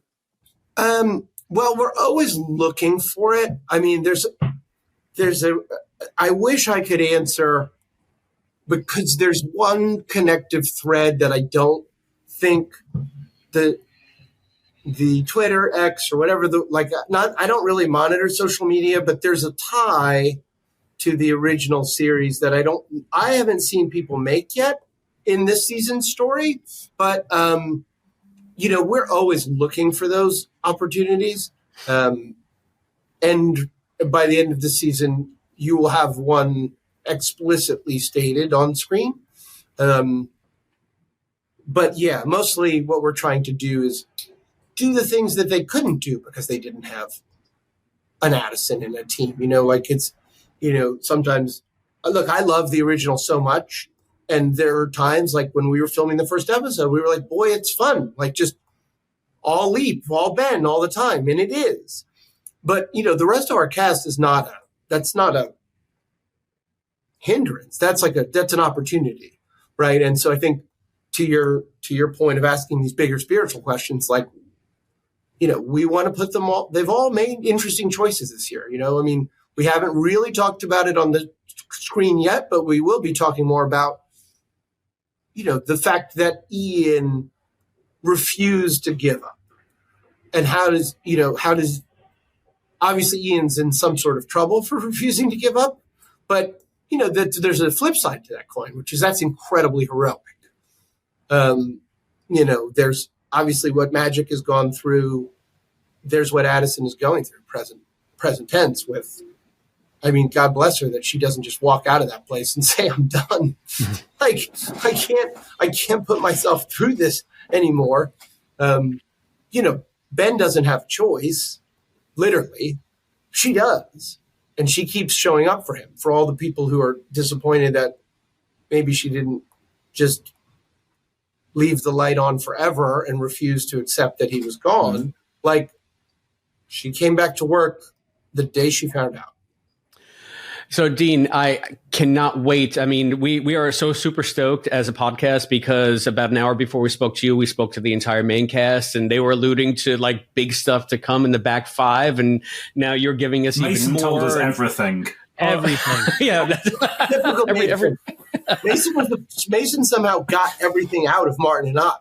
Like when we went back into production, Mason asked one question, and I found myself telling them the entire rest of the season. I don't think I've told Ray or Caitlin that. Oh, I should. Mason has that power. Yeah. So, Matt, here's a special note. Let's lean on Mason a little bit, see what they have to say. Well, Dean, you have been generous with your time. You've given us so much to think about. We are thrilled to have you back here on the Quantum Leap podcast. Thank you so much for everything you've done for our favorite series and for being so open and receptive to us and to the fans. We really appreciate it. Thank you all so much. And like I said, I'm excited to come back, hopefully pretty soon, and talk about it. Give you all a little time to digest it, and then we can talk about it as a whole. Awesome. We can't wait for that. Thank you so much. Thank you. Thank you.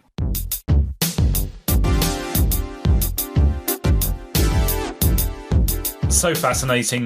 I mean, obviously, I love just hanging out and chatting with the stars, but I'm also in this for the facts and understanding the process and that kind of stuff that the behind the scenes people can give us best. And I think we got a lot there. Dean shared a lot about his thoughts on how the seasons run to date, what's coming up next. We're so fortunate just to have got that kind of insight. Yeah, just information overload for me. And again, I've been beating that horse of GTFW and spirituality for the last several episodes. So it was finally just so good to be able to ask him about it and to get the answer that I got from him about it. I was really surprised. I did not expect that to be the answer. I honestly thought that we were all reaching a bit for that spiritual stuff and seeing patterns that weren't there. But no, we're seeing patterns that are there. Hooray! I'm just glad that it did bear fruit, that we were thinking along the same lines, because it makes us look like more thoughtful, intelligent viewers when we know we're just dicking around. But shh, don't tell anybody. But yeah, so thank you, Dean, for, again, being so accessible and for quite a substantive interview. I had, wow, like mind blown. And again, this is why we can't wait for the back half of season 5. And hopefully we get them back to back to back to back. I hope don't drib them out over like 8 weeks. Yes, that would be so frustrating. Let's have a month. Let's have a Quantum Leap month. Hey, let's have a Quantum Leap week. It's been 30 years since I've done a Quantum Leap week. 5 night spectacular. That was an amazing success from what I understand. It couldn't help but be anything but now. Yeah. So if you're listening out there, powers that be, make it happen. What a way to go out on the mid-season finale. As far as podcast interviews, I am just thank you for setting all this stuff up, Matt. Again, you and Albie are the instrument that gets this thing done. So it's always such a pleasure, and I think we make a great team between all of us, and I'm just so glad, as you've already alluded to, the fact that the cast and crew are so willing to be open with us, and they do this on their free time. This was Saturdays. These were both recorded. They didn't have to do this, and they love the fans. So we're very fortunate that it is not a difficult job to get them on the show. Yeah, for sure. Now, this is usually where I dive into Patreon news, and I do have something to relate to in as far as like interviewing people for the show. Turns out that a couple of things have changed on Patreon in the last few months. They've now made it so that you could go and just be a free member of our patron community. So you can just go and like our Patreon site, patreon.com/Quantum Leap Podcast. It doesn't get you access to our content per se, but since we've found that we have like this new tier that was just added by Patreon, and a bunch of people have signed up as free patrons, even though you don't have to subscribe per month or whatever. Albie took it upon himself, because he's such a mensch, to start doing video outtakes from the celebrity interviews that we do. So I just discovered them this morning when I was looking to see if we had any new patrons. He put 2 videos, one with Amanda Jaros and another one with Jet Wilder. Those were 2 of the guest stars from A Kind of Magic. And I was watching, I was laughing. One of them I had been involved in, the other one I wasn't. And they were both really funny. They're not very long, but I would recommend that you guys check that stuff out as bonus content. It's really cute, and I think it's worth the time it takes to go over there and look. So that's patreon.com/Quantum Leap Podcast for those blooper outtakes. Who knows? I mean, we had so much going on yesterday. I'm sure there might be a couple from this that I'll be pulls. So I'll be waiting along with you to see them. So cool. Yeah. We do have some feedback though. Oh, yay. Yeah, and it kind of relates to some of the stuff we've been talking about in this episode. So I will begin this one. It's from a listener named Sean Huntley, who writes, "Good afternoon, gents." I guess that's you and me. "I'm still listening to the recent pod ep, and regarding the evil chip plotline, the answer is staring us in the face. You all began talking about butterfly effects, and Ben created the biggest of them all when he told Hannah who he was, continuing to leap with No Way Home. Hannah will continue to be curious, and Hannah created the original evil chip. Let's be honest, the character is probably dead in the project's timeline, but Hannah created her own project that led to the development of the chip to find Ben and bring him home. An evil chip lady is a part of that project. Just my thoughts. Thanks for reading. I enjoy the pod. Sean Huntley." Ooh, Sean giving Simone evil chip. Quite the backstory there. I love it. I still don't see why Hannah has to be dead. I think she can show up like that lady in Titanic saying, "It's been 84 years since I saw Ben Song, and I can still smell the fresh paint. And I made an evil chip along the way." I think she's wearing it around her neck like the Heart of the Sea or whatever the hell that stupid thing was. The evil chip gets dropped into the ocean at the end. Bye-bye! I think it's interesting because, I mean, they are hitting us over the head with Hannah's just like the super scientist all of a sudden. And Yes. not all of a sudden, but Ben put her on that path. So it'd be a nice way to tie everything all together. I don't know if we have to, but it seems like it might go there. So, Sean, let's see how your instincts play out. Yeah, there's got to be some kind of connection there. Well, we'll see if Sean is right. And if you have any of your own pet theories to put forth, there are many ways that you can reach us here at the Quantum Leap Podcast. You can send us your manifesto at P.O. Box 542, Bayport, New York, 11705. You can get us by phone at 707-847-6682. You can email us at quantumleappodcast@gmail.com. You can find us on Facebook at facebook.com/quantumleappodcast. You can Instagram us at Quantum Leap Podcast or X us at Quantum Leap Pod. And you can find us on YouTube at youtube.com/The Quantum Leap Podcast, where you can comment on all of our videos. We have many, many videos over there. You can also go that extra mile and support us on Patreon. Apparently support us for free on Patreon at patreon.com/Quantum Leap Podcast. Just remember that we may use your response on an upcoming episode of the Quantum Leap Podcast. And speaking of upcoming episodes, Matt, tell us what's next. Well, next, since we're into the mid-season break, we are going back to the original series and we are revisiting Blind Faith.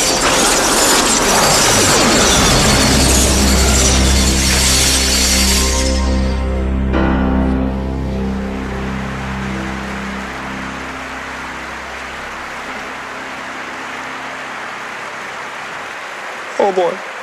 And because we're going back to the original series, that means the return of Alison Pregler. Yay! The triumphant return of AP. It's in the works. The team is back together. So we're going to be talking all about the season 2 episode Blind Faith, where Sam leaps into a blind pianist. Very much looking forward to all that. We won't have any fun at all with the word pianist now, will we? You heard how careful I was with that? I guess we'll see. Until that time, I have been Christopher DeFilippis. And I've been Matt Dale. And keep leaping, everyone. Thank you for joining us for this episode of the Quantum Leap Podcast, hosted by Allison, Matt, and Chris, with voice talent and contributions from Hayden McQueenie and Zoe Dean. To support the show, please go to patreon.com/Quantum Leap Podcast. The executive producer of the Quantum Leap Podcast is Albert Burge. Christopher DeFilippis and Hayden McQueenie are the co-executive producers. Special thanks to our producers, Harold Sullivan, Glenda Palma, Chris, aka Brackmang, Mike Covert, Jeff Kiska, Craig Riedler, Cosplay Dad, Charles Allen Gossard, and Morgan Felden. The thoughts expressed on this podcast are those of the individual and do not necessarily represent those of the Quantum Leap Podcast, its partners, or affiliates. The Quantum Leap universe and all it contains is the property of Belisarius Productions and Universal Television.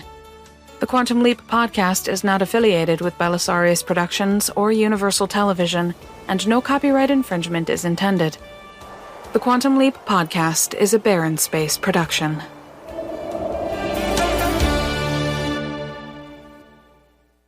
No, you're a giant pianist. Thank you. Aren't we always squeeing in one way or another?